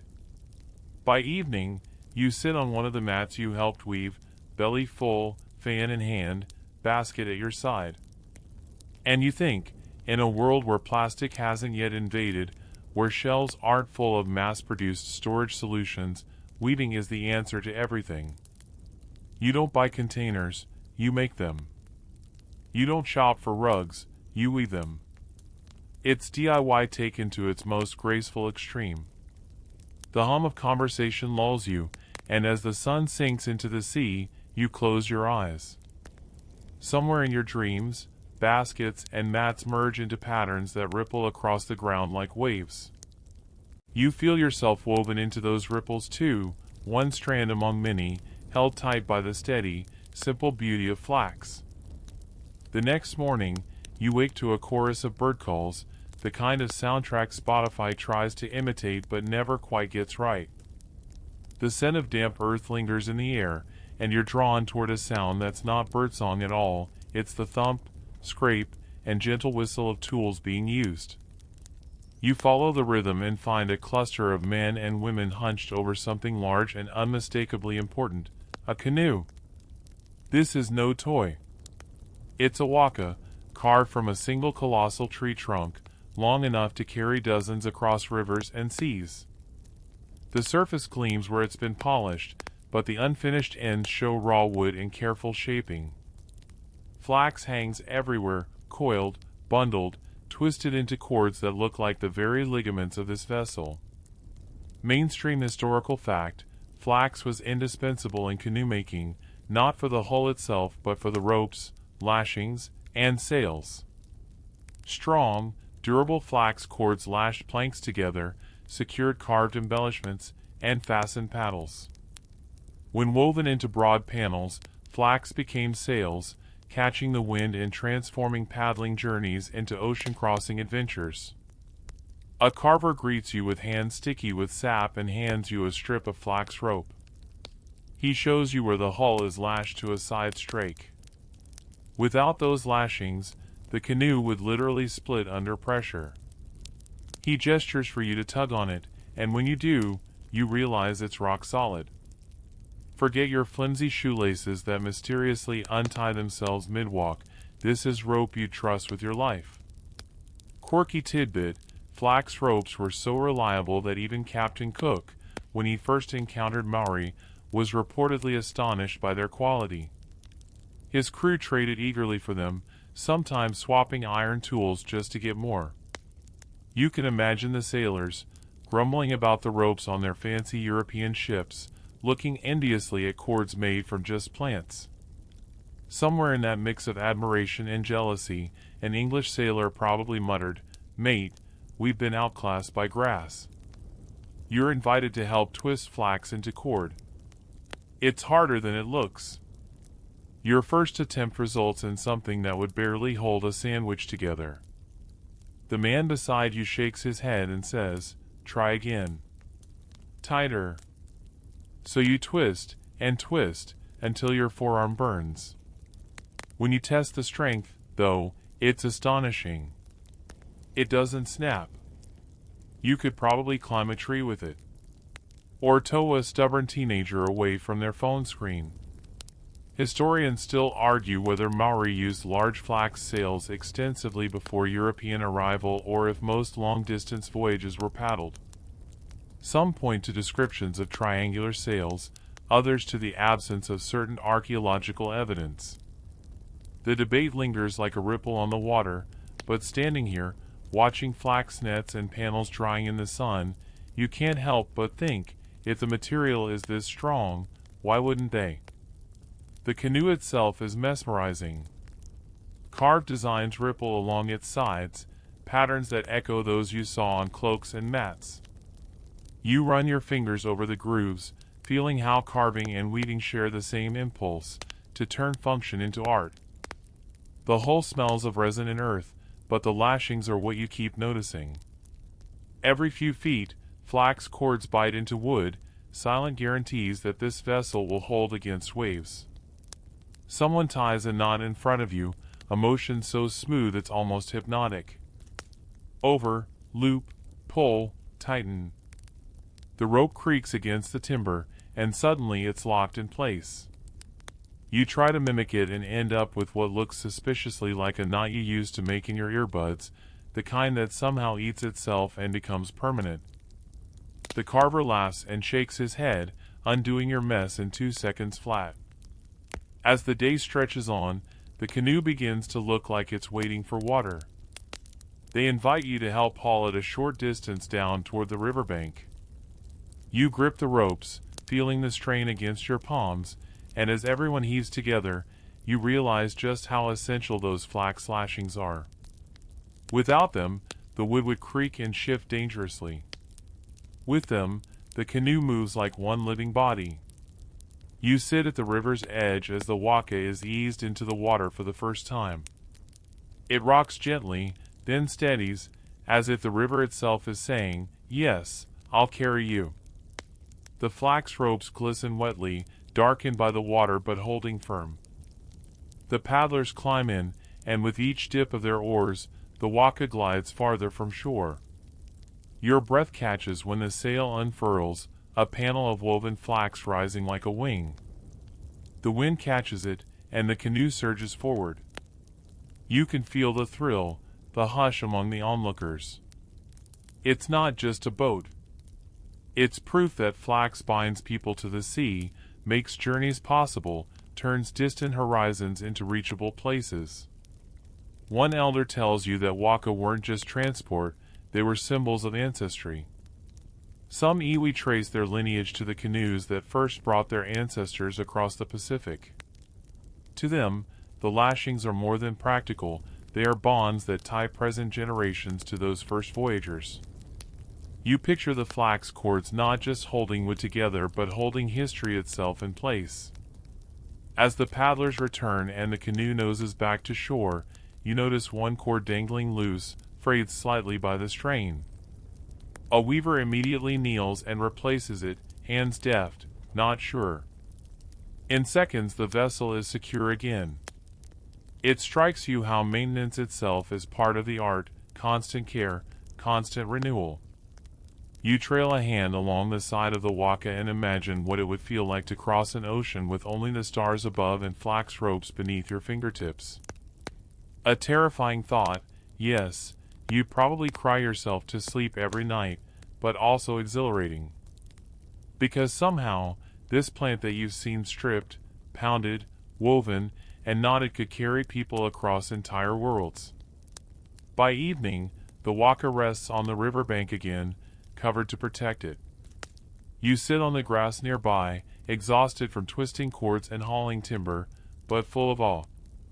In your pocket is a small length of flax rope they let you keep, a reminder that what looks simple can, in fact, hold everything together. As the night draws close, you hear the distant lapping of the river, the low murmur of the crew checking ropes one last time. The air smells faintly of flax and resin.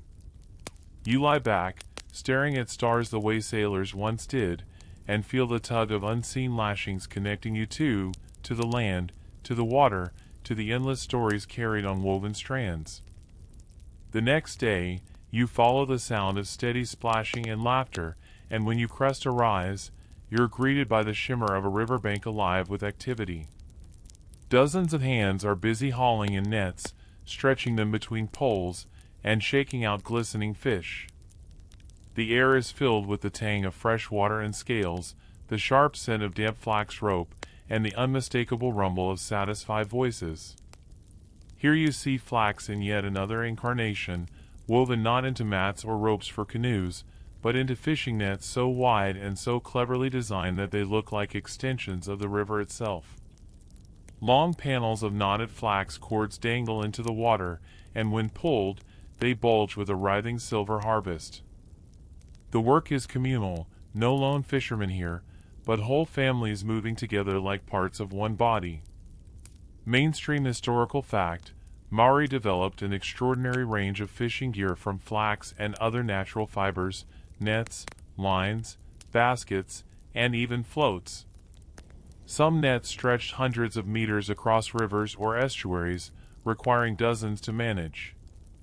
The sheer engineering involved, knots, weights, spacing, made these tools marvels of design, matching or even outpacing European gear of the same era. A group of women sit apart, deftly repairing sections of net by hand. Their fingers dart quickly, looping fresh flax cords into broken meshes. One woman beckons you to try. You fumble with the pattern, making something closer to a macrame plant hanger than a fishing net.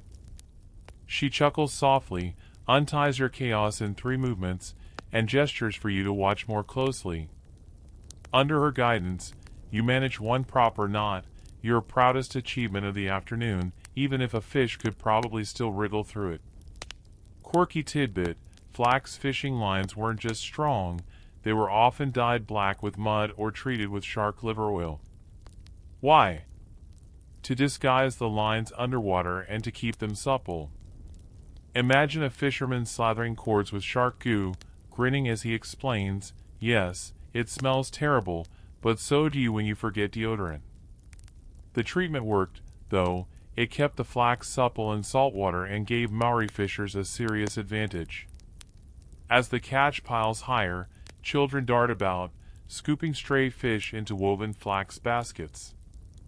These baskets are lightweight but sturdy, the kind you trust to carry slippery cargo without splitting. You notice how the wet flax darkens, becoming almost leathery, while still keeping its shape. Practical, but beautiful too, because, of course, someone has added a decorative edge, a flourish on what could have been purely utilitarian. The rhythm of the work soothes you. Nets haul in, fish scatter, baskets fill, knots tie, ropes coil. You feel yourself slipping into their tempo, part of this web of motion. You even find yourself laughing when one fish escapes, flopping toward you on the sand.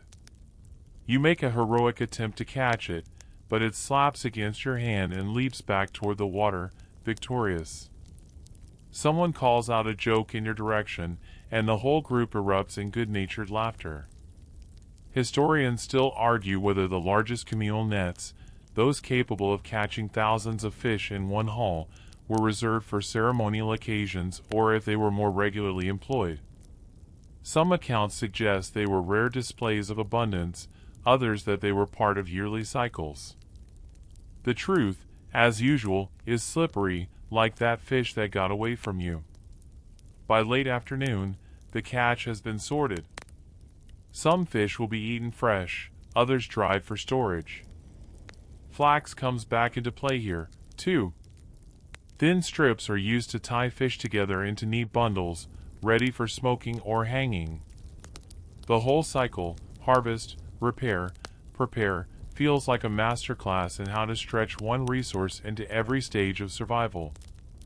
You're invited to help carry baskets back toward the village. The load is heavier than you expect. The flax handles dig into your palms. Still, the design makes it manageable. The basket flexes just enough to mold around its slippery cargo, but doesn't sag or break. You trudge along, sweating, but oddly proud. If your modern self ever tried to haul groceries this way, you'd probably make it home without breaking a single plastic bag. At the village, fires are already crackling. Fish are laid out on racks of green wood, smoke curling upward in fragrant wisps.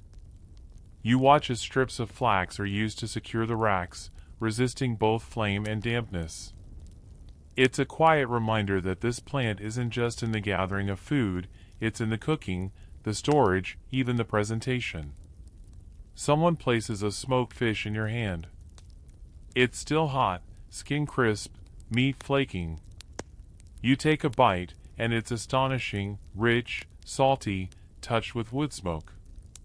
The taste fills your mouth, and you realize this isn't just food. It's the result of a system honed for generations, with flax literally holding every part of it together. Later, as twilight settles, you sit with the group near the riverbank. Nets hang drying on poles, their dark silhouettes swaying like enormous spider webs. You can still hear the river murmuring, the occasional splash of a fish that escaped. Someone tells you that these nets are more than tools, they're treasures. To own a good net was to hold mana, prestige, responsibility. Families pass them down like heirlooms, each repair not another stitch in a lineage. You think back to your awkward attempt at mending a single knot.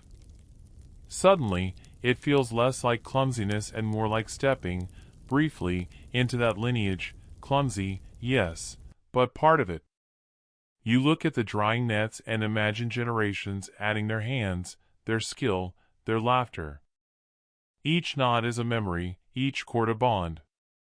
As darkness deepens, the smell of smoked fish drifts over you, mingling with the grassy sweetness of drying flax. You lean back on the riverbank, belly full, head heavy. The last thing you hear before sleep edges in is the steady flap of nets in the evening breeze, like sails of unseen canoes whispering that the river's bounty will return again tomorrow. By the time dawn slips over the hills again, you notice another hum of activity that feels quieter, more meticulous. Instead of the sweeping gestures of net casting or the rhythmic thump of pounding fibers, here you find rows of figures bent over tiny bundles of flax, fingers working with an intensity so focused it makes your own shoulders tighten just watching. These are the carvers of small, exquisite things, the weavers of ornaments and adornments. If the ropes and nets were about survival, this work is about flourish, about declaring identity with beauty. A young woman holds up what looks like a fringe of silky strands, freshly scraped and softened, glistening in the light. With a twist and a knot, she turns it into the beginning of a cord, destined not for hauling fish, but for adorning a cloak or necklace. Mainstream historical fact, Maori didn't just weave for practical use. They crafted elaborate ornaments, belts, hair ties, decorative cords, and even ear adornments, using fine flax fibers, sometimes dyed, sometimes left natural. These weren't trivial, they signified status, affiliation, or simply an eye for beauty in everyday life. You lean closer and notice one ornament in particular, a braided cord, no thicker than a shoelace, but with alternating bands of color, creamy flax, deep red, and jet black. The transitions are seamless, each twist hiding the join.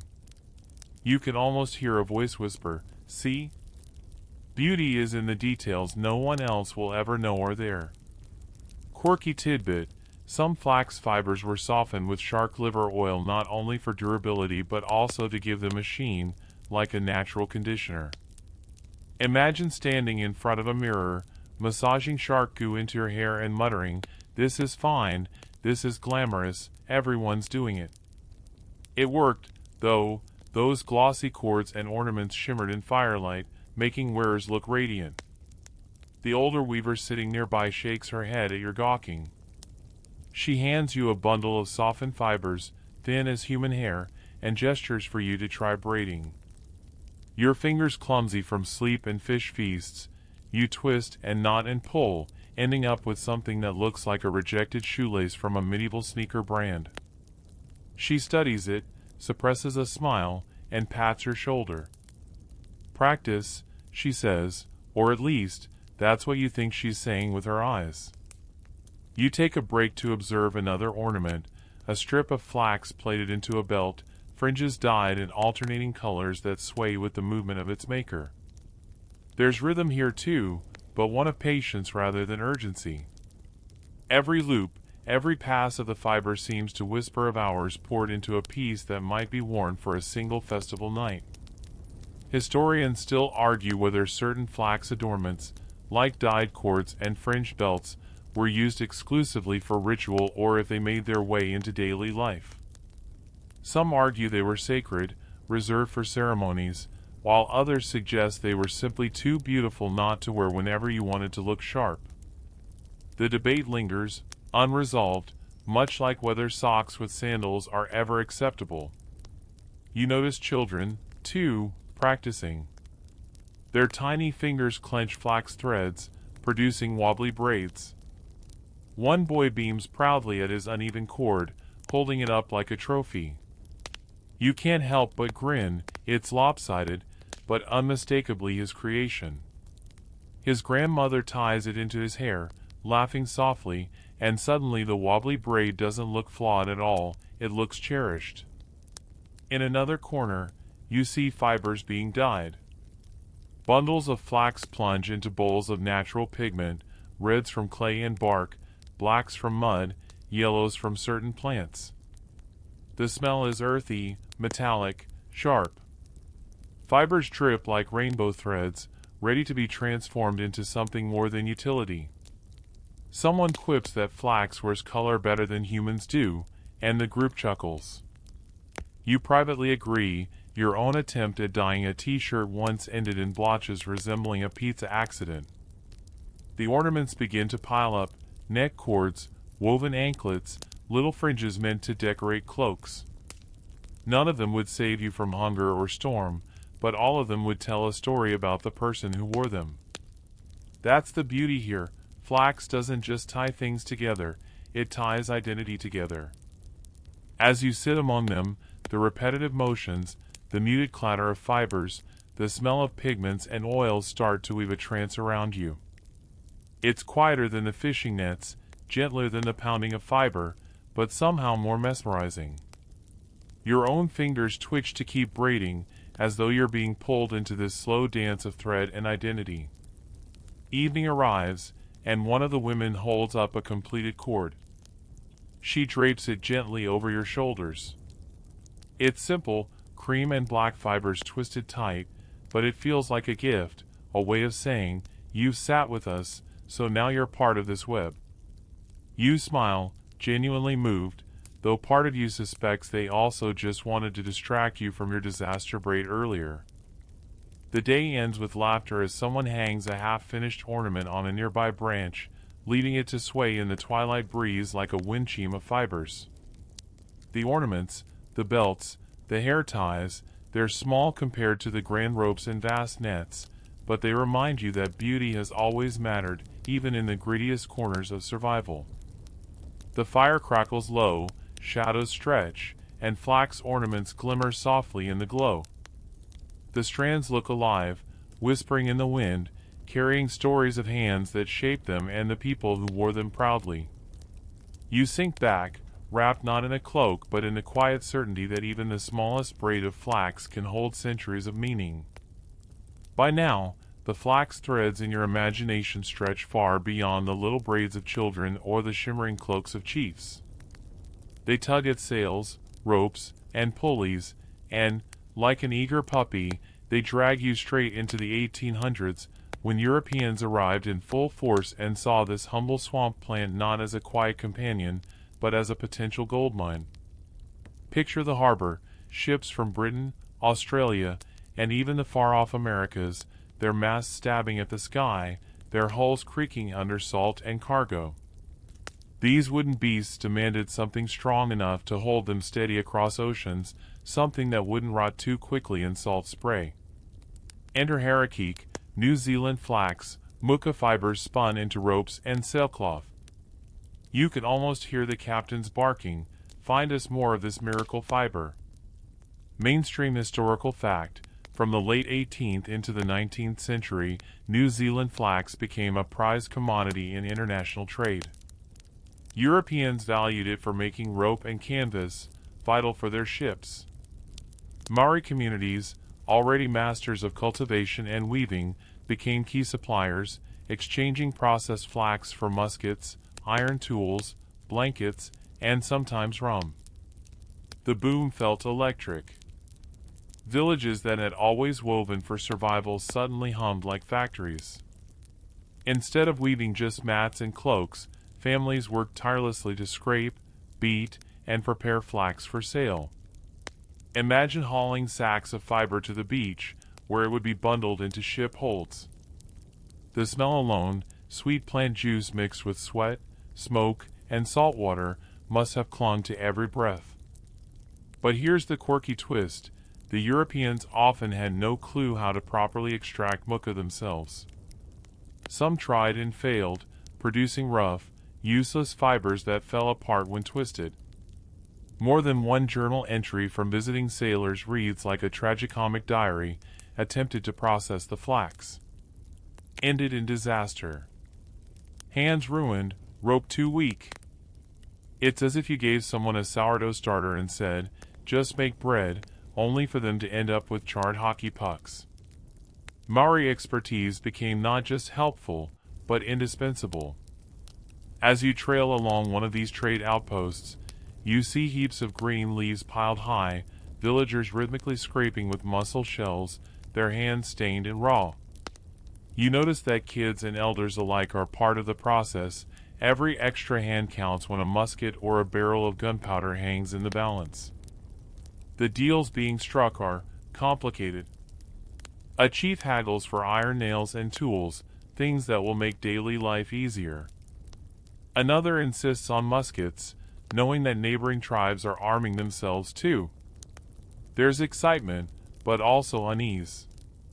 You can almost feel the tension simmering under the chatter, the way flax now ties into power, conflict, and survival in a very different sense.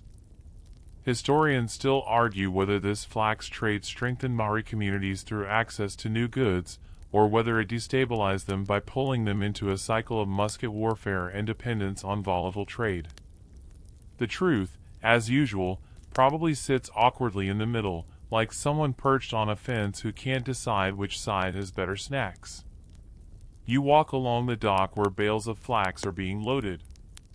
Sailors grin, patting the bundles as though they're treasure chests.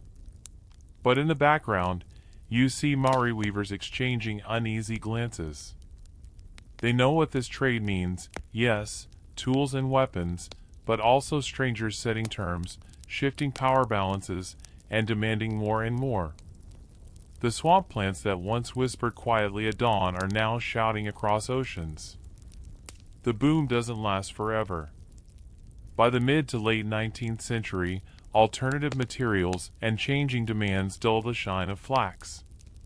European industries begin producing machine-made ropes and textiles. Demand falters, and with it, the wealth and influence that some Maori communities had briefly gained through flax. What had once been a frenzy of scraping and weeding quiets back down, leaving behind both memories of abundance and scars of dependency. Imagine standing in an abandoned clearing, once alive with the sound of flax preparation. The silence feels heavy, almost like the marsh itself is holding its breath. A few scattered tools lie rusting in the grass, mussel shells cracked and forgotten. The trade had promised a golden future, but it vanished almost as quickly as it surged. And yet, in the oddest of places, echoes of the boom remain.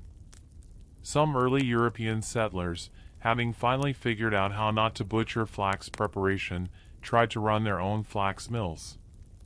You wander past the remnants of one, creaking wooden machinery half swallowed by vines. The wheel groans as though still dreaming of the days when tons of green leaves were hauled in daily. The machinery looks more like a medieval torture device than a textile operation, and frankly, you wouldn't trust it near your fingers. Quirky side note, settlers often complained about the smell of flax mills. The mix of rotting plant juice and swamp water wasn't exactly Chanel No. 5. Some even claimed the stench clung to their clothes for weeks. You chuckle at the thought of a colonial dinner party, everyone sniffing the air suspiciously and pretending it isn't coming from them. The flax boom left legacies beyond trade. It reshaped land use, as swamps were harvested aggressively. It altered relationships between tribes, fueling both cooperation and conflict. And it reminded everyone that something as unassuming as a plant leaf could become the backbone of empires, or the cause of unexpected ruin. As the 19th century drifts toward its close, you sit by a dwindling mill, its wheels stilled, the marsh outside quiet. Flax fibers cling to the air like ghosts, faint threads of memory. You can't shake the feeling that history itself is woven like this, tight knots of trade, conflict, and survival, followed by frayed ends that unravel when no one tends them. The plant remains, steady as ever, its green blades swaying in the breeze. You smile at the irony. While human fortunes rose and fell, the flax simply kept growing, waiting for new hands to rediscover its strength. The ships have sailed, the mills are quiet, and yet Harakik, the flax that anchored so much exchange, still rustles in the marsh. You sit beside it in the late 19th century, watching how it transforms once more, not into rope or sails, but into something softer, closer to home, the revival of weaving as art, not industry. The trade boom might have collapsed, but Maori never lost the thread, literally. Cloaks, mats, and baskets continued to flow out of the hands of weavers who had never treated flax as just a commodity. Even while ships demanded bales of rough fiber, elders were teaching Mokapuna how to cut leaves respectfully, how to strip fibers delicately, how to soften them with pounding and washing until they gleamed.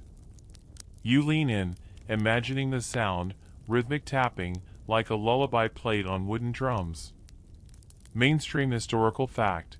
By the late 19th and early 20th centuries, Maori weaving became a cultural lifeline. European textiles were flooding the market, and many Maori communities were pressured to abandon their own traditions. But instead of fading, weaving adapted, sometimes incorporating new dyes, sometimes experimenting with patterns inspired by introduced materials. What had been utility turned into resilience, a way of preserving Wakapapa genealogy through fabric. You reach out to touch a cloak being finished in one of these warehouses. The fibers are silky, each thread glowing under the firelight. A grandmother hums softly as she weaves, her hands moving with a precision you couldn't match even if you had 1,000 tries. She glances at you with a knowing smile, as if to say, yes, the traders left, the mills rusted, but we never stopped. Quirky tidbit, in some cases, European settlers admired Maori weaving so much that they tried to imitate it. Victorian ladies were occasionally spotted at colonial fairs showing off mats or baskets made in native style, except their pieces often fell apart because they didn't understand the drying, soaking, and curing process.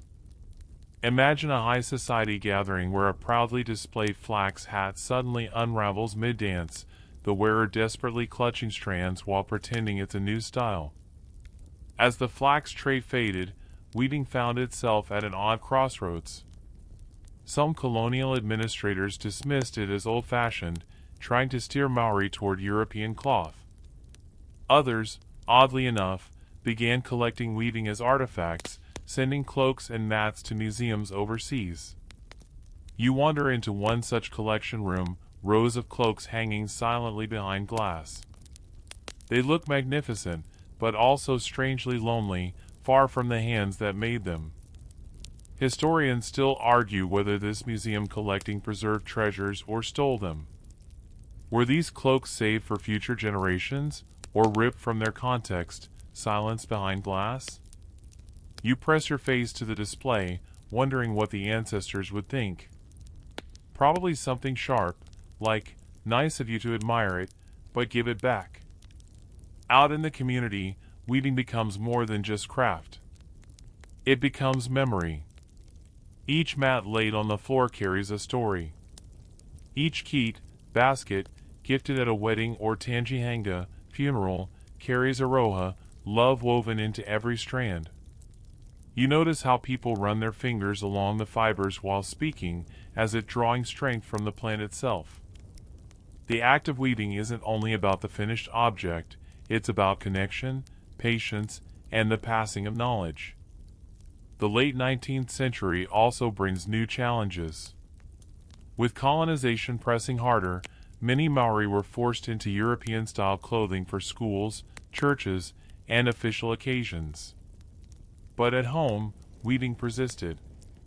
Some cloaks were hidden away, passed quietly from grandmother to granddaughter.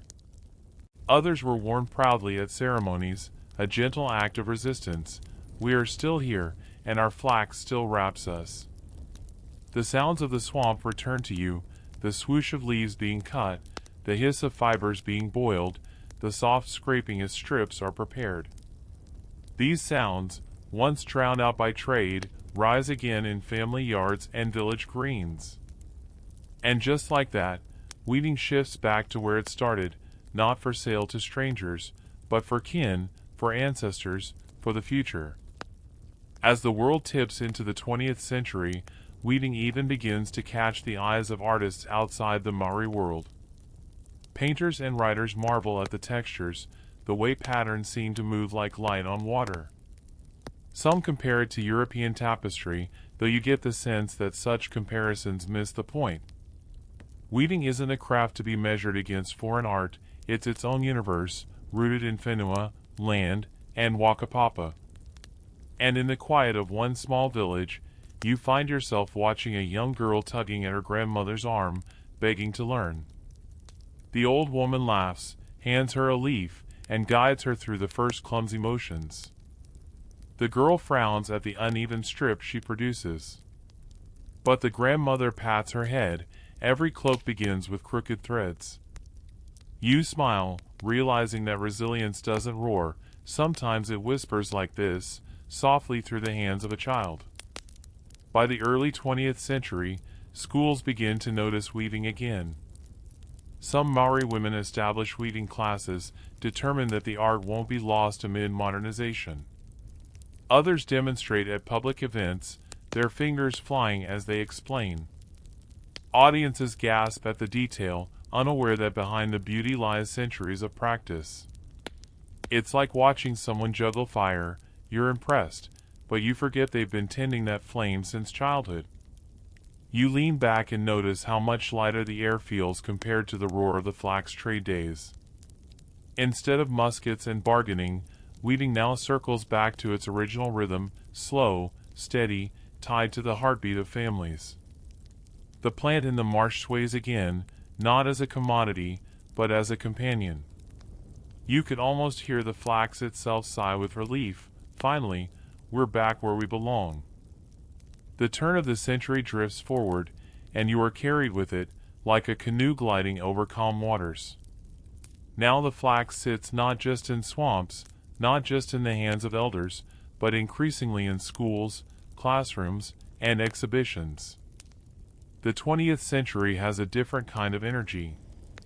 Weaving is no longer pulled violently between trade and survival. Instead, it is quietly, stubbornly, weaving its way into a new identity, heritage, education, and art side by side. You settle into a small schoolroom where the sound isn't chalk scratching against a blackboard, but the crisp rip of flax leaves being stripped. Children lean over benches, their small fingers clumsy at first. Akia, a respected elder, moves between them, offering advice that sounds like half instruction, half proverb. Don't pull too hard, or the strand will snap. Just like people. You chuckle softly, realizing that even weaving class doubles as philosophy class. Mainstream historical fact: during the early to mid-20th century, Maori weaving began to find formal recognition. Weaving schools and craft institutes started offering lessons, sometimes as part of cultural revival programs. One famous center was established at Rotorua, where weaving was taught alongside carving as a way to preserve traditional arts. Students came not only from across New Zealand, but from overseas, drawn to the intricate techniques and the cultural depth behind them. Quirky tidbit: some of the earliest exhibitions of Maori weaving in European-dominated galleries were so poorly explained that visitors thought the cloaks were just decorative mats.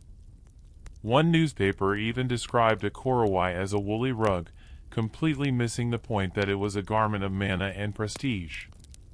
Imagine someone looking at the Mona Lisa and saying, "Nice wallpaper." That's basically what happened. You wander into one of those galleries in your mind. The glass cases shine under spotlights, but the descriptions are clumsy, written with a colonial gaze. Still, something magical happens. Despite the misunderstandings, visitors are awestruck. They lean close, their breath fogging the glass, wondering how such patterns could be coaxed from leaves. Even misframed, the art refuses to be diminished. Historians still argue whether these exhibitions helped protect weaving or watered it down for a foreign audience. Did they create appreciation, or just exoticize? The debate echoes through museum halls, where curators fumble for words that don't reduce the richness of Wakapapa into shallow labels. Outside the museums, weaving never stopped being lived practice. In Mary across the country, mats continued to line floors, baskets carried food, and cloaks warmed shoulders during ceremonies. You notice how weaving adapts with the times. Dyes become bolder with new materials, patterns grow more adventurous, yet the heartbeat of the process, respect for the flax, patience in the work, remains steady. By the 1920s and 30s, weaving even begins to flirt with modern fashion. Some pakeha designers eye the textures and think, what if we put this on a runway? A few experiments are clunky, like flax hats that wilt under rain, or handbags that squeak oddly when carried. But others spark intrigue, blending tradition with contemporary styles. You imagine a jazz age party where someone shows up in a cloak-inspired cape, stealing the spotlight as the saxophone wails. The 20th century also brings new roles for weaving beyond clothing.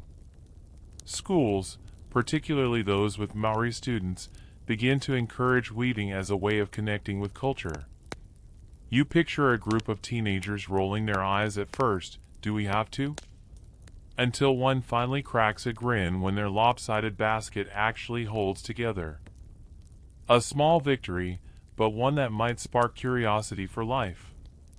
Meanwhile, weaving begins showing up in unexpected places, souvenirs for tourists, stage costumes for cultural performances, even national exhibitions designed to showcase New Zealand identity abroad. Suddenly, what was once seen as just traditional craft becomes a badge of pride on the world stage.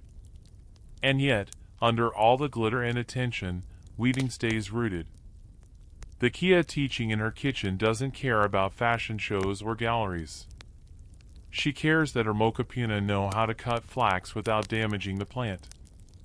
She cares that the words chanted during harvest are remembered, even if whispered.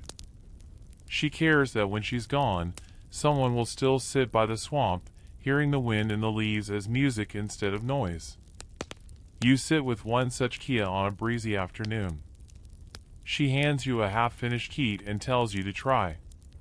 Your fingers slip, the strands bend awkwardly, and the basket quickly looks more like a deflated football than anything useful. She laughs, but it's a warm laugh, not mocking. "You'll get there," she says. "If you don't, at least you'll learn patience."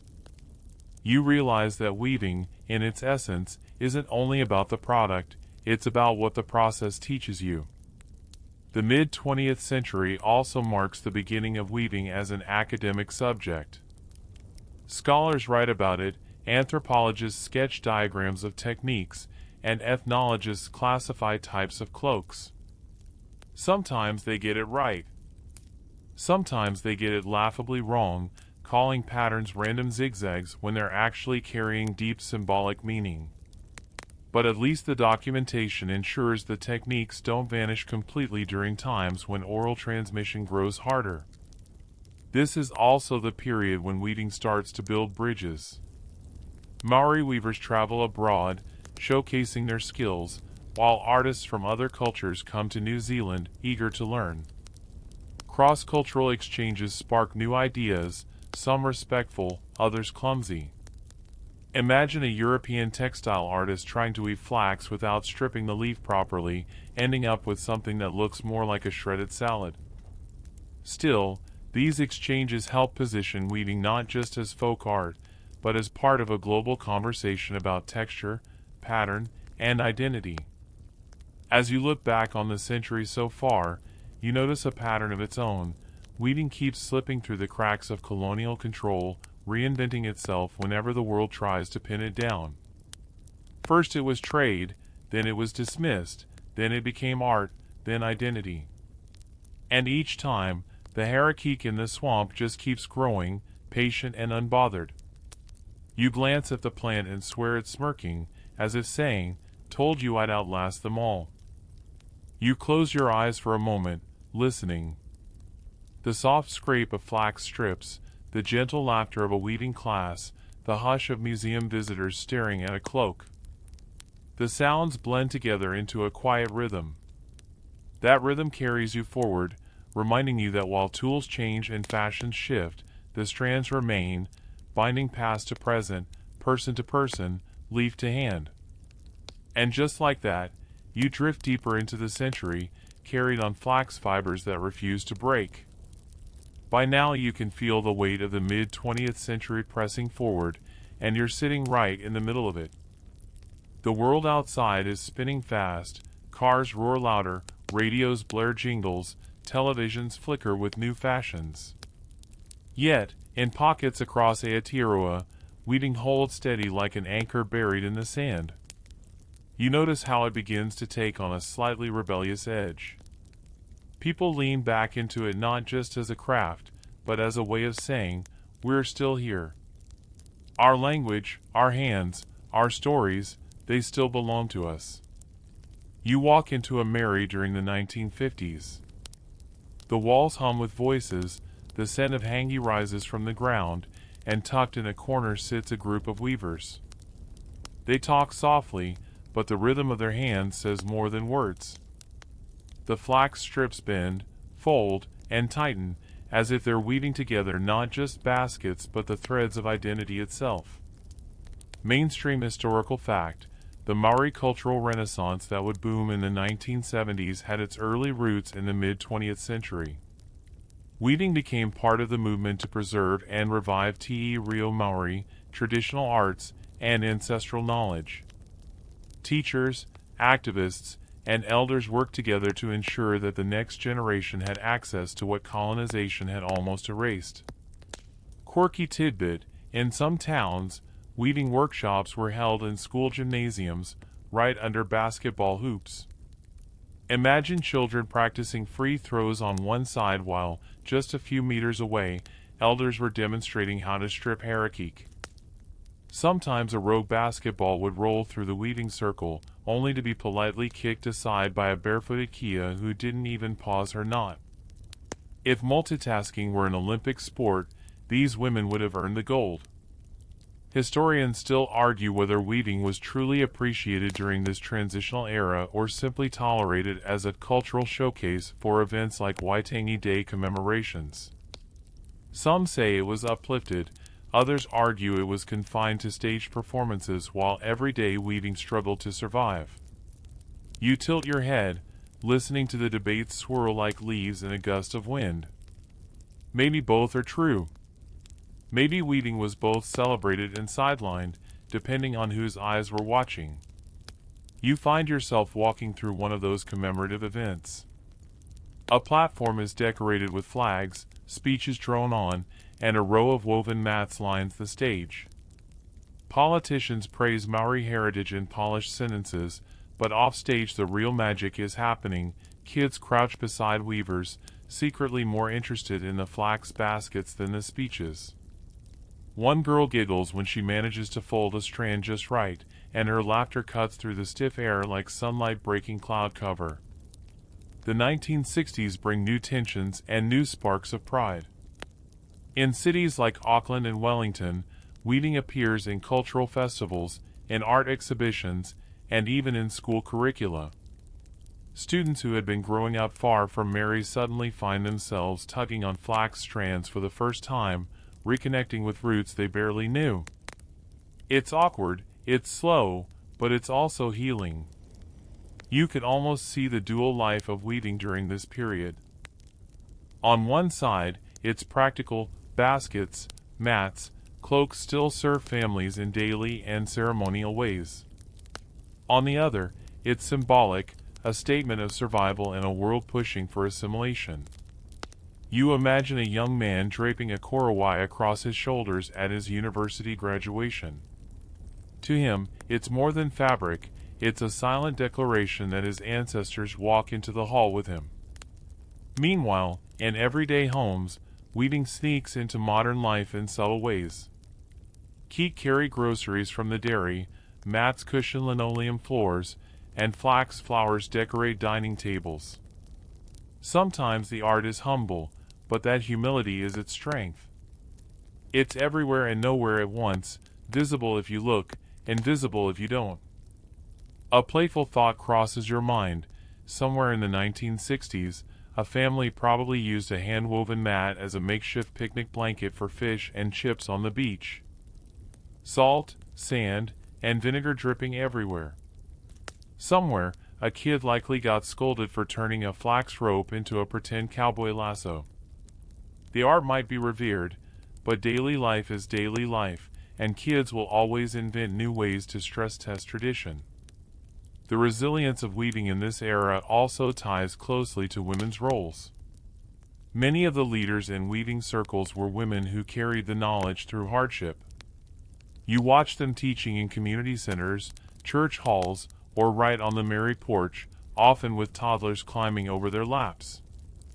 Their patience is astonishing, balancing childminding, storytelling, and delicate weaving without breaking stride. If weaving is about interlacing strength and softness, then these women embodied it perfectly. Museums, too, start shifting their approach during this era. Instead of merely collecting cloaks and mats as ethnographic specimens, some curators begin consulting Maori weavers to learn how the items were made and used. Still, you can sense the awkwardness in those early collaborations. Imagine a stiff academic nervously asking, "So, how do you strip the plant?" while an amused weaver responds with a raised eyebrow, "Well, first you get your hands dirty." But even clumsy steps matter. They open doors for future recognition. The mid-20th century, in all its messy energy, sets the stage for weaving to move from survival into revival. You feel it gathering momentum, like a woven rope being pulled taut. The sound of weaving in this era isn't dramatic, it's quiet. A steady shuffle of fibers, the muted chatter of workshops, the occasional thump of a basketball bouncing into the circle. But in that quietness lies strength. It's the kind of resilience that doesn't need a microphone to be heard. You lean back, listening as the flax rustles in your imagination. It whispers that survival isn't always loud, sometimes it's patient, sometimes it's almost invisible. And yet, strand by strand, weaving kept its place, preparing for the bold resurgence just around the corner. You ease forward now, sliding into the 1970s, and something feels different. The hum you've been following all along, the weaving circles, the quiet merry corners, suddenly swells into a chorus. This is the era people later call the Maori Renaissance. You glance around and notice weaving is no longer hiding in the background. It's standing up, shaking the dust from its shoulders, and stepping boldly into the spotlight. Mainstream historical fact, the Maori Renaissance of the 1970s wasn't just about art. It was about reclaiming identity, language, land, song, carving, and weaving all rose together as part of a larger cultural resurgence. Political activism like the Maori Land March of 1975 put ancestral rights back on the national agenda, and alongside the chants and banners, you could see traditional cloaks rippling proudly in the wind. Those korowai weren't just garments, they were flags of continuity. You picture the marchers walking down highways, feet pounding tar, voices raised. Somewhere in that crowd, a weaver's work flutters against the gray sky, strands of feathers and flax moving in rhythm with footsteps. The cloak becomes part of the protest, soft but unbreakable. Quirky tidbit, in this period, some young activists mixed tradition with cheeky humor. At university campuses, they were woven keyed as shoulder bags to carry protest pamphlets, a perfect blend of ancient craft and modern politics. Imagine pulling a flyer about land rights out of a flax satchel, its equal parts stylish accessory and subversive wink.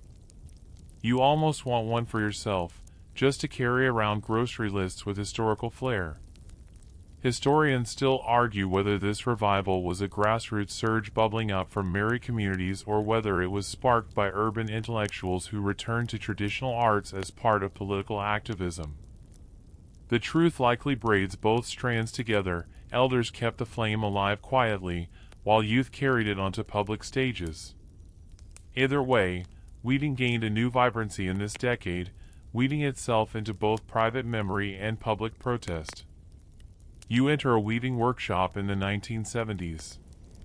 It smells faintly of wet harakeke and instant coffee. The room buzzes with voices, grandmothers side by side with teenagers in bell-bottoms, teachers correcting hand positions while disco music leaks faintly from a nearby radio. The juxtaposition is glorious, old and new sitting cross-legged on the same linoleum floor. Someone cracks a joke about how their cloak will look great at Saturday night's dance if they add a little glitter. The room erupts in laughter, but the weaver beside them just shakes her head, muttering, "Try it and see how your nan reacts." Museums also shift dramatically in this era. Instead of only locking away cloaks in glass cases, some institutions invite living weavers to demonstrate. Crowds gather, watching strips split and twist under steady hands. For many urban Maori who'd grown up without access to Maori, these demonstrations were a first glimpse of their own ancestral art. You can feel the hush that falls as an elder explains that each cloak strand carries not just material but Maori, the life force. In that moment, the art stops being craft and becomes living heritage. The political energy of the time bleeds into weaving practice too. Some weavers deliberately choose bold patterns for contemporary cloaks, breaking away from strict tradition to signal innovation. Others double down on ancient techniques, insisting on purity as a form of resistance. You see the tension play out in colors and knots, each piece of work carrying an argument within its folds. And the beautiful thing? Both approaches strengthen the art, because both insist it is alive. Imagine you're at a graduation in the late 70s. A young woman walks across the stage in a freshly woven korowai. Her proud aunties stand in the audience, ululating softly. The professors in their velvet robes and tasseled hats glance sideways, realizing their academic pomp is suddenly overshadowed by a cloak that speaks of centuries. That single garment announces, "You cannot grade my ancestors." The 1970s also saw weaving teachers establishing formal classes, sometimes in schools, sometimes in adult learning centers. For the first time, you could sign up for Waranga 101 much like a pottery or woodworking class. But here, the lessons included karakia, genealogy, and cultural protocols. You weren't just learning technique, you were stepping into a web of history. The courses often had waiting lists. Apparently, people were lining up to get blisters on their hands. That's dedication. You wander through one of these classrooms. The fluorescent lights buzz overhead, students are hunched over strips, and the teacher pauses to scold someone who forgot to clean their knife before cutting. The atmosphere is equal parts art class and family gathering. Snacks are passed around, gossip weaves between lessons, and every so often someone yelps when a flax strip snaps back unexpectedly. It's serious learning, but never too serious. And yes, just as activism was marching in the streets, weaving was quietly storming living rooms. More households displayed woven mats, keet, and wall hangings during this decade, treating them not as quaint relics but as prideful decor. If you were invited to dinner in a Maori household in the late 70s, there's a good chance your plate rested on a woven placemat, as subtle a statement as a political banner. What's striking is the sheer optimism you can feel. After generations of decline, weaving isn't just surviving, it's thriving. Every knot, every feather tied down, every basket finished is a declaration, we're not going anywhere. And you can almost hear the flax whispering approval in the night breeze outside, leaves rustling like applause for the weavers who carry the art boldly into the modern stage. The 1980s unfold around you like a woven panel expanding wider with each row, and you notice immediately, the movement is no longer a whisper or even a protest chant. It's an entire chorus, with weaving finally landing in lecture halls, galleries, and policy conversations. You find yourself in a decade where flax weaving isn't simply taught by Kia in back rooms anymore, it's being offered in universities, studied with earnest footnotes, and yes, displayed under the bright spotlights of art exhibitions. The art has stepped into the big leagues, though it still carries the quiet strength of Maori origins. Mainstream historical fact, in this period, weaving became recognized as a legitimate academic subject. Institutions such as polytechnics and universities in New Zealand introduced formal programs, often under the umbrella of Maori studies. Suddenly, a discipline once dismissed as domestic handiwork was graded with essays, research projects, and formal diplomas. That's right, people were now writing term papers about the symbolism of cloak patterns. If you've ever struggled to pad out a paper to the minimum word count, imagine trying to stretch why this knot matters into 3,000 words. Somehow, students managed. Quirky tidbit, one weaving tutor famously made her students sit in total silence during lessons, insisting that flax strips speak if you listen carefully. According to former students, some of them swore they could hear squeaks, creaks, or even whispers when the fibers were stretched. Others admitted they were just hungry and mistook their stomach growls for flax voices. Either way, the method worked, students emerged with sharper focus and stories that stuck. Historians still argue whether moving weaving into universities helped protect it or risked sanitizing it. Was the classroom a sanctuary that elevated the art? Or did it pull weaving away from its cultural roots, turning ritual into coursework? The debate continues, but either way, the 1980s solidified weaving as both heritage and academic discipline. You stroll into a gallery opening in 1985. Spotlights shine down on korowai draped over mannequins, mats stretched like canvases, and even experimental pieces where artists weave flax with modern materials, wool, raffia, or even strips of plastic. The crowd murmurs, glasses of cheap wine in hand, while an announcer proclaims weaving as contemporary fine art. Someone in the back raises an eyebrow, whispering that their grandmother would laugh at the idea of putting a keep behind glass instead of filling it with Kamara. You smile, because that tension, the practical versus the aesthetic, is exactly what makes this era fascinating. The Maori remain vital during this time. Even as weaving enters universities and galleries, it continues to thrive at the community level. Kia gather young women and men around, reminding them, this is not just art, it's wakapapa.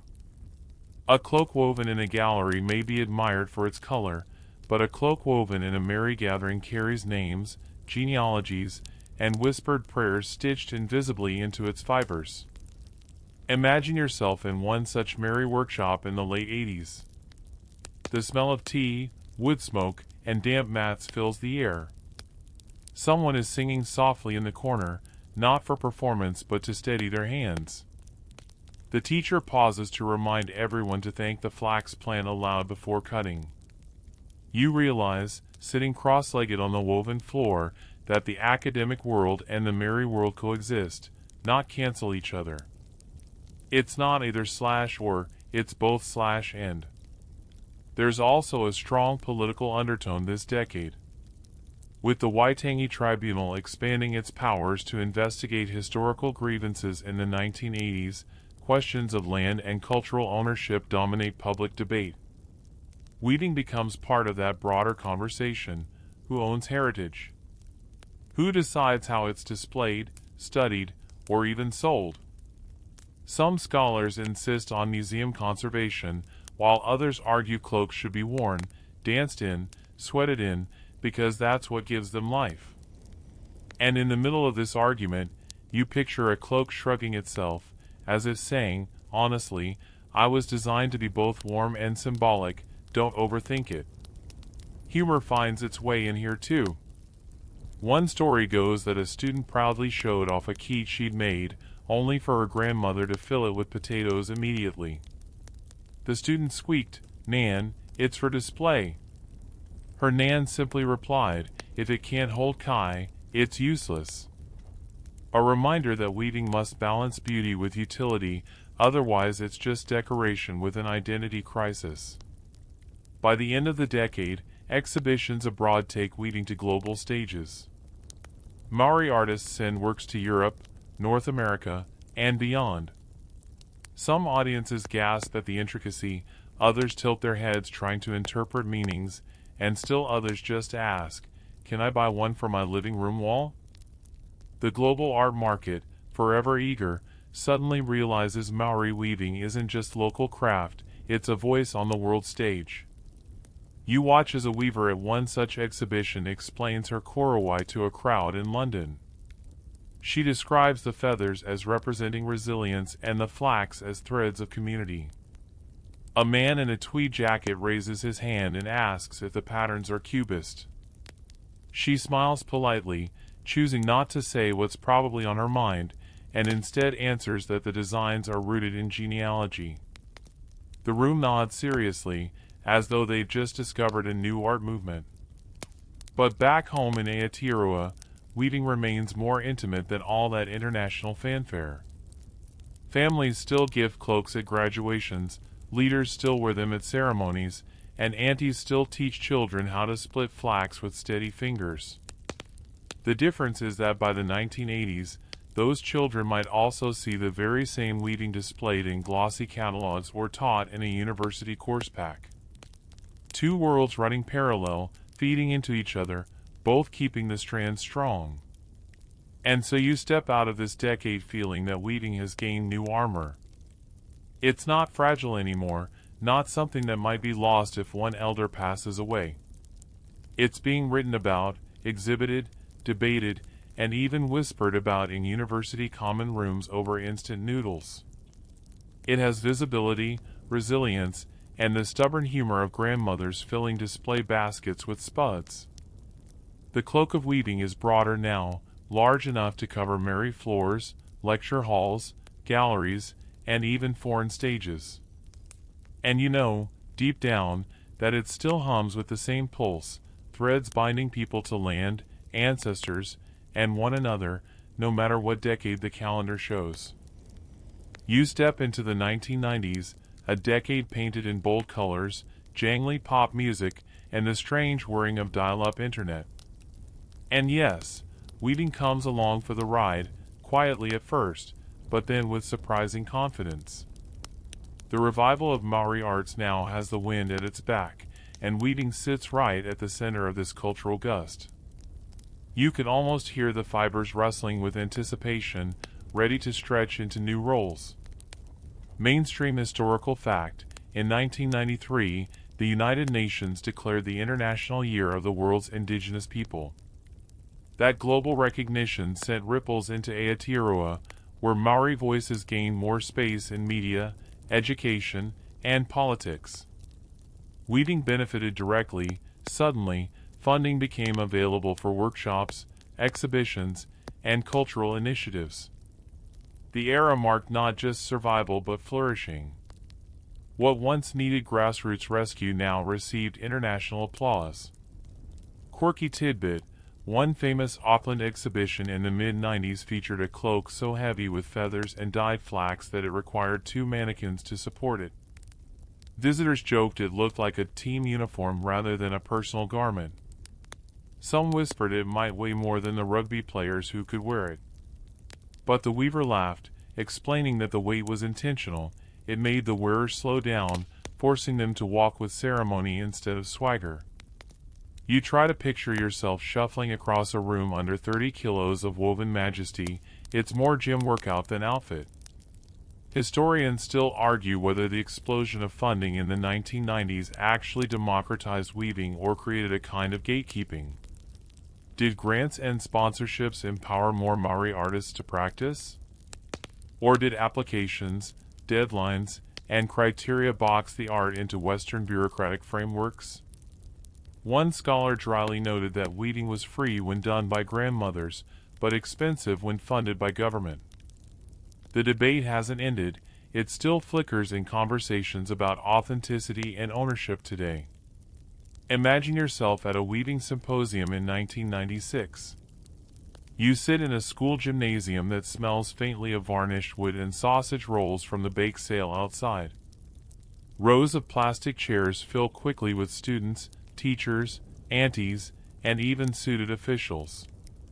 On the stage, Kia demonstrate weaving techniques, each strand drawn out with patient hands. Overhead, microphones crackle.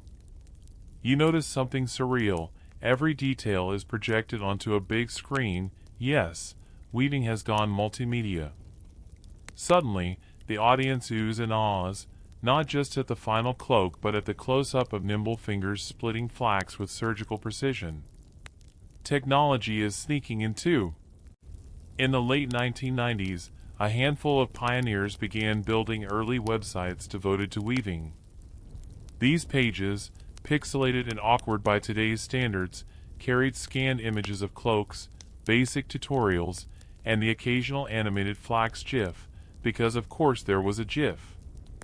For the first time, curious learners outside of New Zealand could click their way into Maori weaving traditions.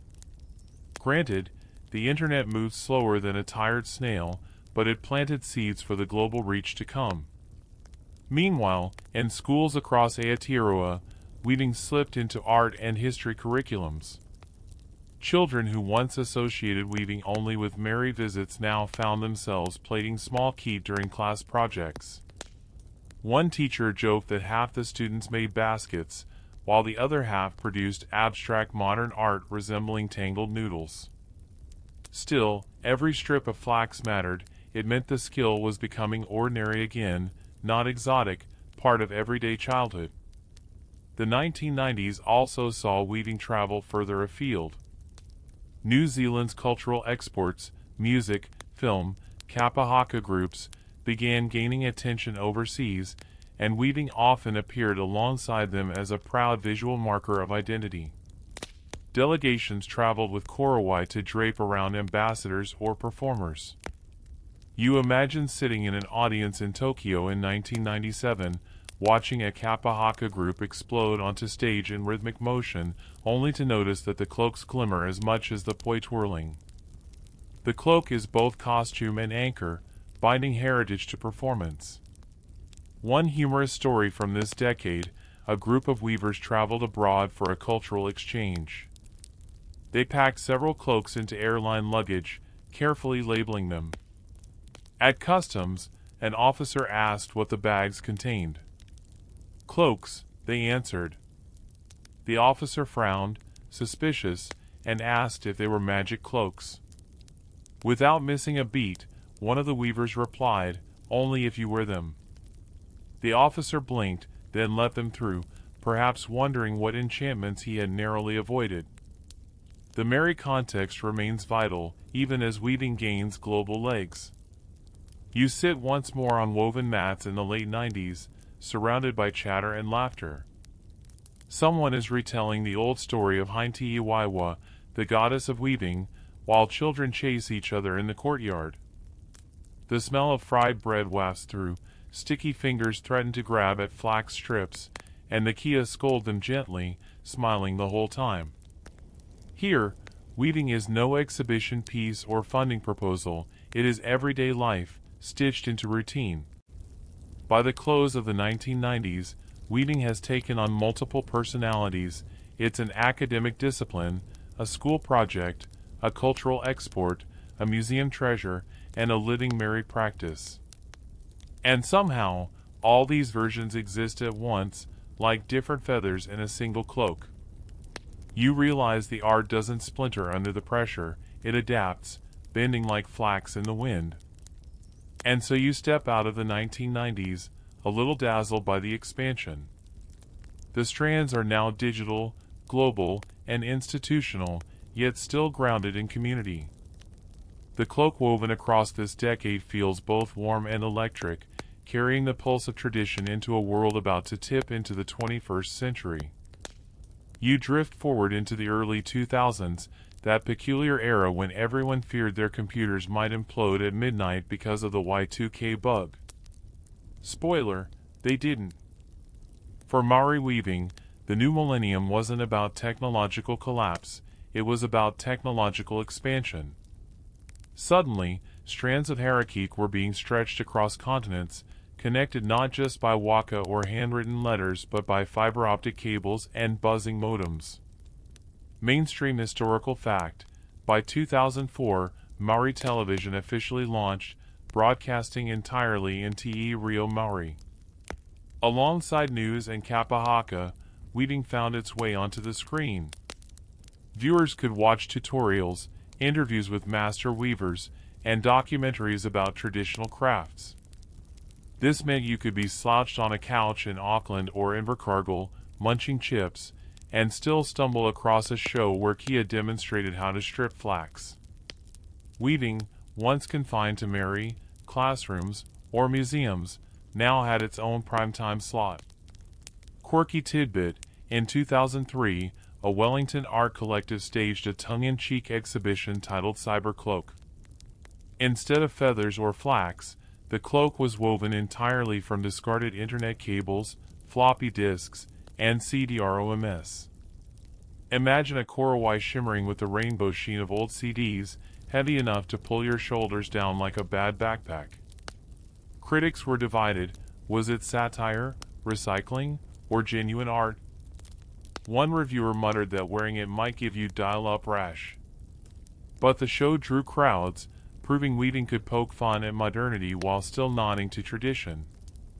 Historians still argue whether this digital turn diluted or enriched the art. Did broadcasting and online tutorials risk flattening the depth of sacred knowledge into casual entertainment? Or did it spark the curiosity of younger generations who would never have walked into a weaving workshop otherwise? Some scholars insist that knowledge transmitted on a glowing screen loses its wairua, its spiritual presence. Others counter that weaving has always adapted, from bird feathers to wool, from stone blades to steel scissors, so why not from the merry to broadband? Picture yourself in 2005, nervously booting up an old desktop computer that whirs like a small aircraft. You type Maori weaving into Google. The results are modest but growing: a handful of university projects, a couple of museum databases, and, surprisingly, personal blogs from weavers posting photos of their kit. The images load line by line, like a curtain slowly rising.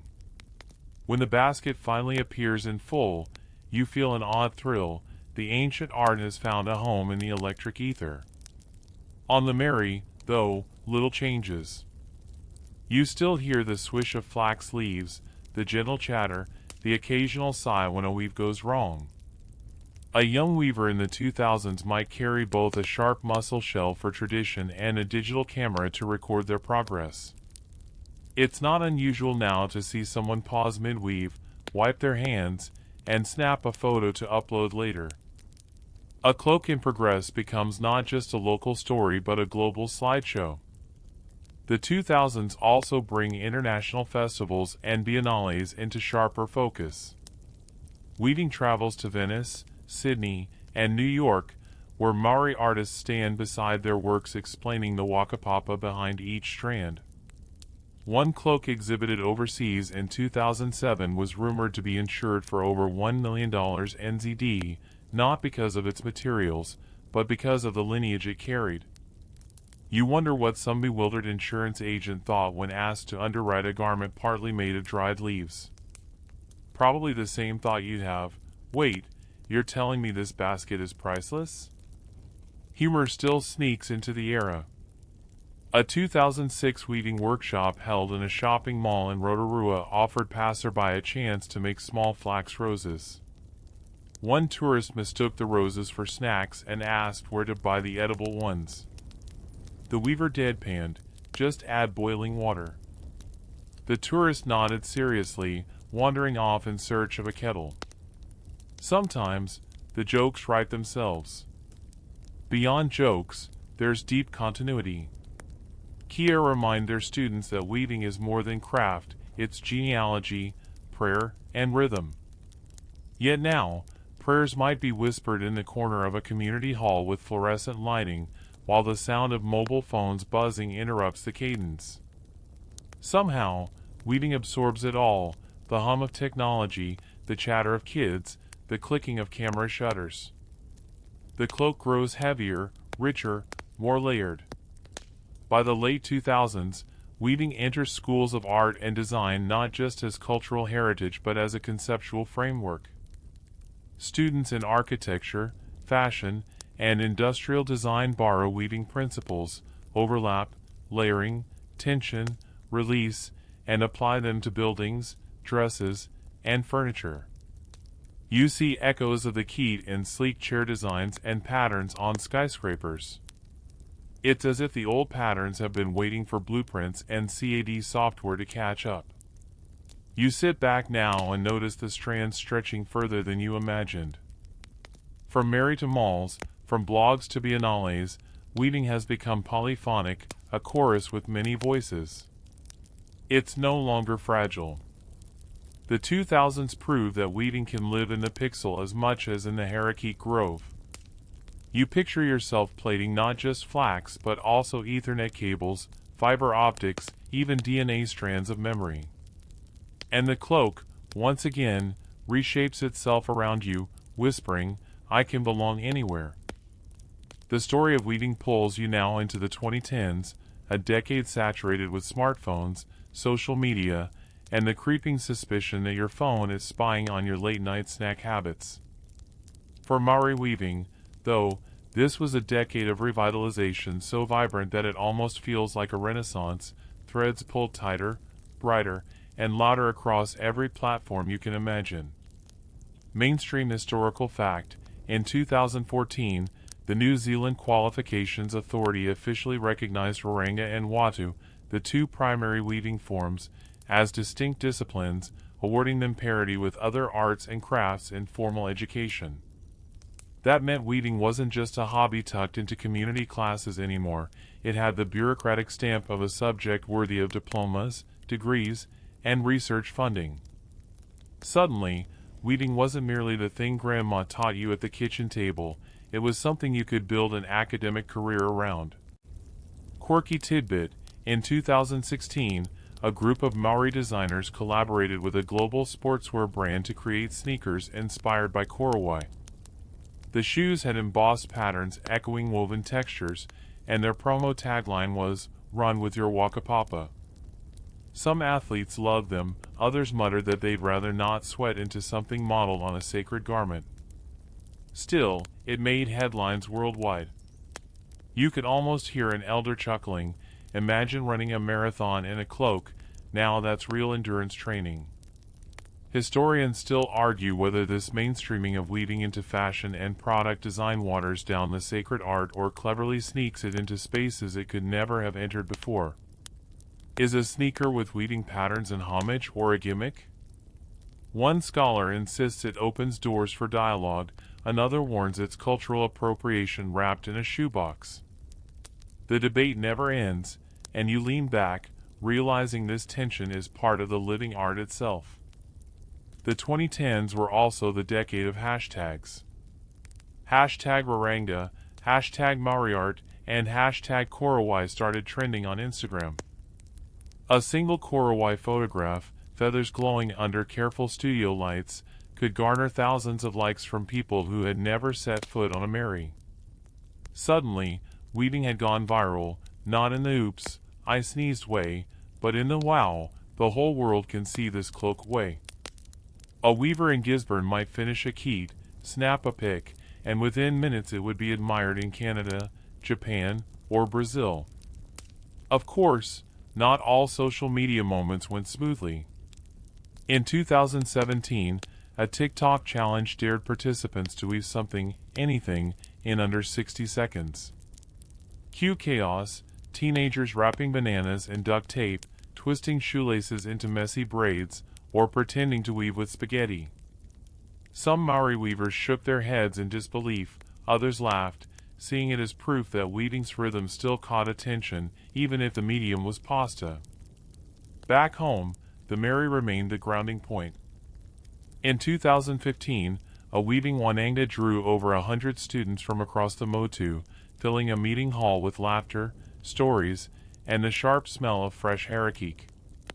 Elders there marveled at how many young people showed up, some driving for hours, others arriving with babies in tow. The scene looked like time travel, the same craft being passed down, only now accompanied by people sneaking photos on smartphones or live streaming snippets to cousins overseas. You can picture it, the long rows of weavers, the sound of strips being softened by thumb and forefinger, the flicker of fluorescent lights overhead. Someone cracks a joke about how weaving and Netflix both involve binge patterns. Another responds that weaving is the original series you can't finish in one sitting. The whole hall laughs, then falls back into a focused hush, like a classroom at exam time, except this exam ends with cloaks, not report cards. One of the most striking developments of the decade was the resurgence of weaving in contemporary gallery spaces. Exhibitions across Aotearoa and beyond began placing Korowai not in ethnographic cases but on pedestals lit like fashion icons. One installation in 2018 suspended dozens of flax strands from a ceiling so that visitors had to walk through a hanging forest of weaving. Some emerged smiling, others unsettled, as though the strands whispered something personal. Weaving was no longer just an artifact, it had become immersive art, commanding whole rooms and rearranging how people move through space. Meanwhile, scholars embraced digital archiving. The New Zealand Digital Library launched high-resolution scans of rare weaving texts, photographs, and diagrams, making resources available to anyone with an internet connection. A PhD student in Dunedin might spend months analyzing weaving patterns through software, while an elder in Whangarei simply logged in to reminisce about their auntie's styles. Old knowledge and new tools dance together, sometimes in harmony, sometimes stepping on each other's toes. One particularly touching story from 2019 involved a Korowai woven for Jacinda Ardern, then Prime Minister, gifted to her after the Christchurch mosque attacks. Draping that cloak across her shoulders was not just symbolic, it was a statement that weaving could hold grief, healing, and unity in its fibers. You see in that moment how the cloak became a national balm, something tangible when words fell short. By the end of the decade, weaving had achieved a balance between grassroots and global. You could still attend a humble weaving circle in a community hall with instant coffee and ginger nuts on the side, but you could also scroll through glossy Instagram accounts showcasing Korowai to followers in the tens of thousands. The art was elastic enough to hold both worlds. And as you lie here, listening, you realize the 2010s proved something important. Weaving thrives not by resisting change but by folding new strands, academic validation, hashtags, even sneakers, into its fabric. Like a cloak that grows larger with every new generation, it stretches to cover more shoulders, more stories, more possibilities. Rolling into the 2020s, you'd think weaving might quietly keep doing what it's always done, connecting generations, binding communities, reminding everyone that flax is more than just a leafy plant. But instead, the decade began with a global curveball so absurd that even your ancestors probably laughed from beyond the veil. Yes, COVID-19 arrived, and suddenly you couldn't leave your house, let alone gather on a merry for a weaving workshop. Mainstream historical fact: during the first nationwide lockdowns in 2020, countless cultural practices in New Zealand had to adapt or go quiet. Merry gatherings shrank to nearly nothing, tangihanga, funerals, were severely restricted, and weaving circles, normally buzzing with chatter and cups of tea, were forced into a digital dimension. Zoom, Microsoft Teams, and Facebook Live became the unlikely new merry floors. Elders who once chuckled at smartphones were now leaning toward webcams, squinting into little green dots, and saying, "Can you see my haircake strip?" Quirky tidbit: some weavers, desperate for flax but locked in urban apartments, started experimenting with substitutes. Banana leaves, paper shopping bags, even repurposed Amazon boxes got shredded and twisted into practice strips. One woman in Wellington proudly posted her cardboard kit online, captioning it, "Not waterproof, but definitely prime delivery." It wasn't exactly traditional, but it kept hands busy, and the laughter kept spirits afloat. Historians still argue whether this sudden digital shift was a blessing or a delusion. Did Zoom weaving circles strengthen connections by pulling in diaspora members from overseas? Or did the lack of tactile learning strip away something irreplaceable? Some say weaving is about touch, the feel of flax fibers warming in your hands, something a screen just can't replicate. Others argue that global accessibility outweighed the compromise. It's the same old debate in a new outfit: preservation versus adaptation. You imagine the scene: dozens of little video boxes on a laptop screen, each showing a pair of hands fumbling with flax, pets wandering across keyboards, toddlers interrupting with peanut butter covered faces. An elder patiently reminds everyone, "Don't forget to karakia before cutting your flax," while half the group struggles with mute buttons. It's chaotic, funny, and strangely tender, proof that even in isolation, the art found a way. Meanwhile, technology didn't stop there. By 2021, some ambitious designers began experimenting with 3D printing woven patterns. A cloak woven not from haircake but from biodegradable plastics, layer by layer on a printer bed. The results were stiff, shiny, and, let's be honest, a little cursed. You wouldn't want to wear one at a winter hui unless you enjoy squeaky plastic noises every time you move. But still, the attempt showed curiosity. Could weaving philosophies inspire futuristic materials? In another corner of innovation, virtual reality popped in. One project created a VR weaving simulator where you could don a headset, reach out with motion-tracked hands, and plait flax strands in digital space. The upside: no cuts, no blisters, no mess. The downside: your cat knocking over a lamp while you blindly swatted the air in your living room. Still, the idea that weaving could be taught without physical flax, and to people halfway across the world, was revolutionary. Of course, weaving wasn't immune to politics either. In 2022, debates resurfaced about cultural appropriation as non-Maori designers showcased flax-inspired fashion lines in Europe and North America. Some applauded the visibility, others scowled at the lack of credit to Maori origins. A Berlin runway model strutting in a faux korowai sparked angry Facebook threads, while some Maori artists sighed and said, "At least they're talking about weaving at all." The line between homage and theft got blurrier, and lawyers started dipping their toes in waters previously reserved for weavers. But amidst the debates, weaving continued to shine in local resilience. Merry-based projects during and after lockdowns focused on weaving not just for art but for healing. Some groups wove hundreds of tiny flax stars to honor those lost to suicide, placing them in public spaces like constellations stitched across the earth. Others created communal korowai, with dozens of contributors weaving single rows, symbolizing unity after separation. In a decade marked by global division, weaving kept pulling threads back together. Another delightful twist, TikTok, once guilty of spaghetti weaving challenges, redeemed itself with short, soothing weaving tutorials. The sound of flax strips being smoothed became ASMR gold. A 30-second clip of fingers plaiting quietly under soft rain sounds went viral, with comments like, "I don't know what this is, but I feel calm." You can't help but laugh, people around the world falling asleep to the very rhythms Maori have cherished for centuries. Technology aside, the old rituals held steady. Even in the 2020s, karakia before harvesting flax never went out of style. You still picture someone bending at dawn, whispering thanks before cutting. Lockdown or not, sneaker designs or not, that heartbeat of gratitude carried through the noise of modern life.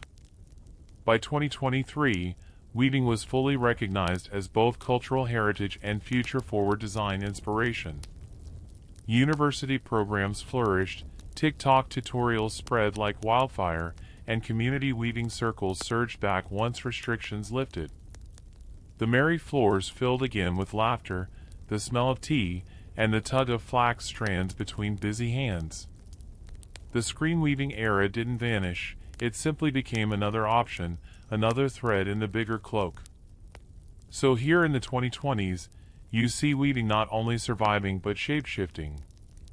From cardboard keet and lockdown apartments to VR simulations, from runway controversies to ASMR TikToks, weaving proves its resilience.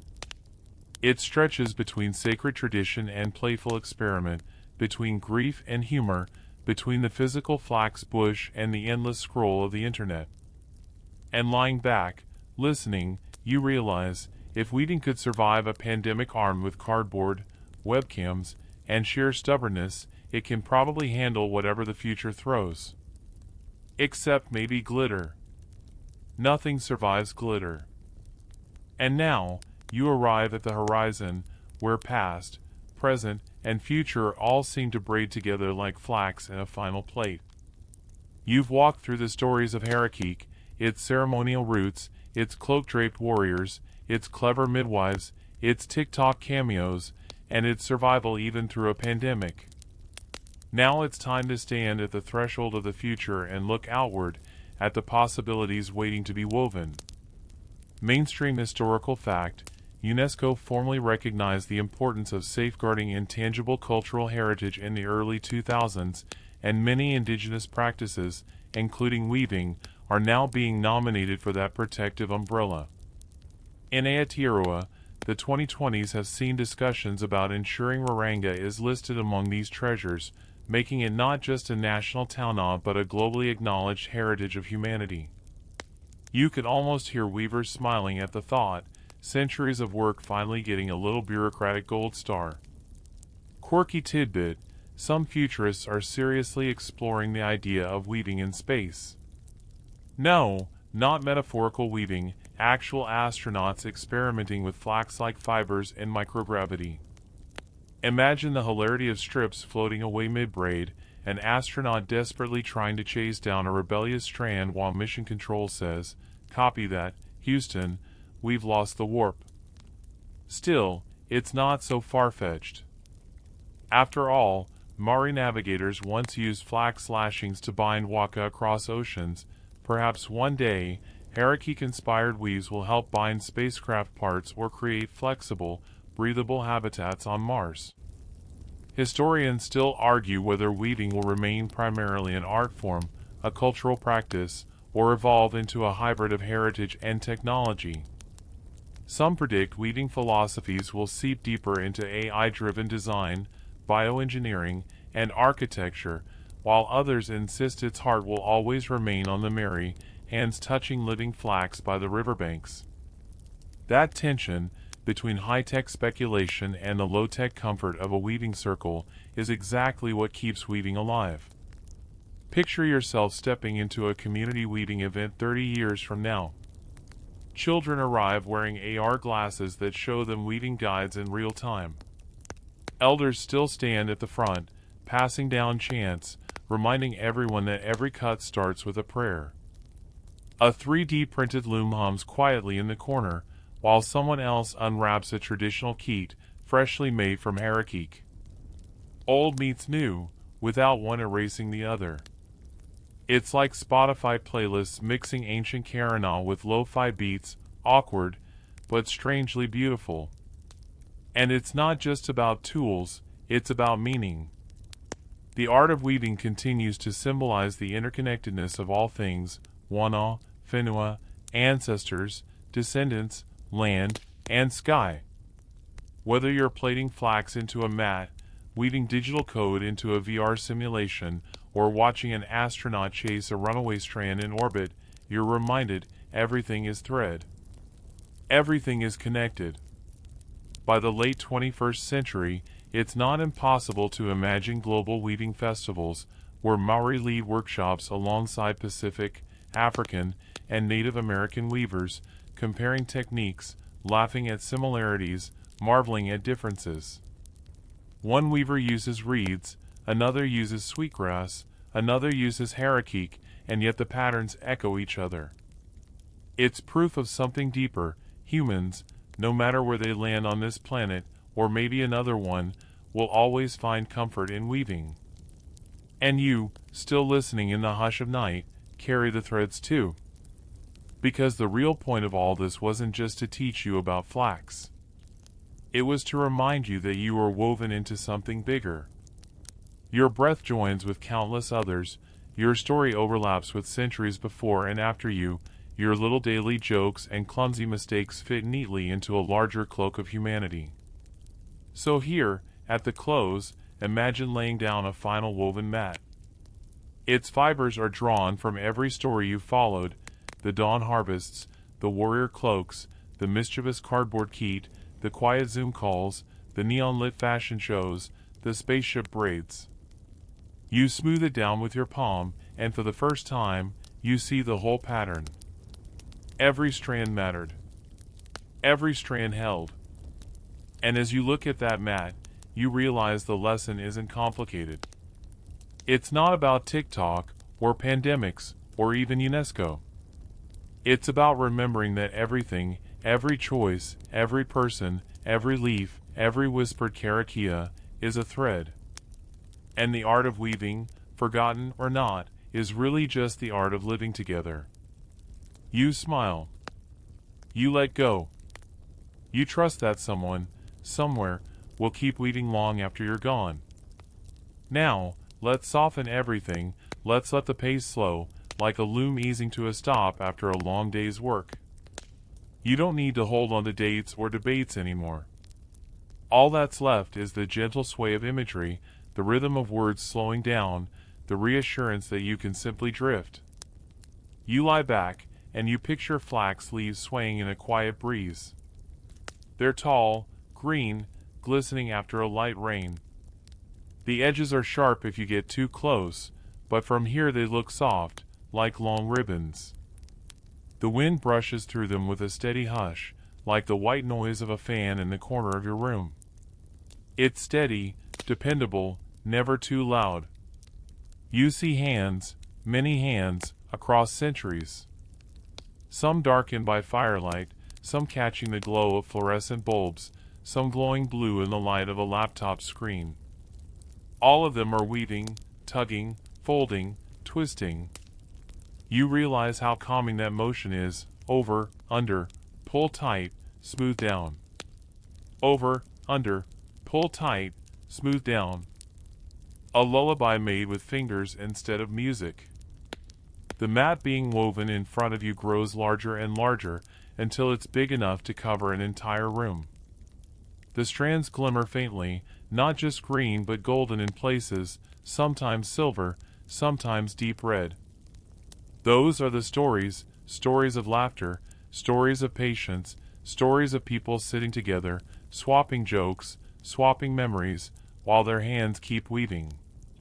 You see the cloak stretch, wrapping softly not only around one person, but around many. And then more.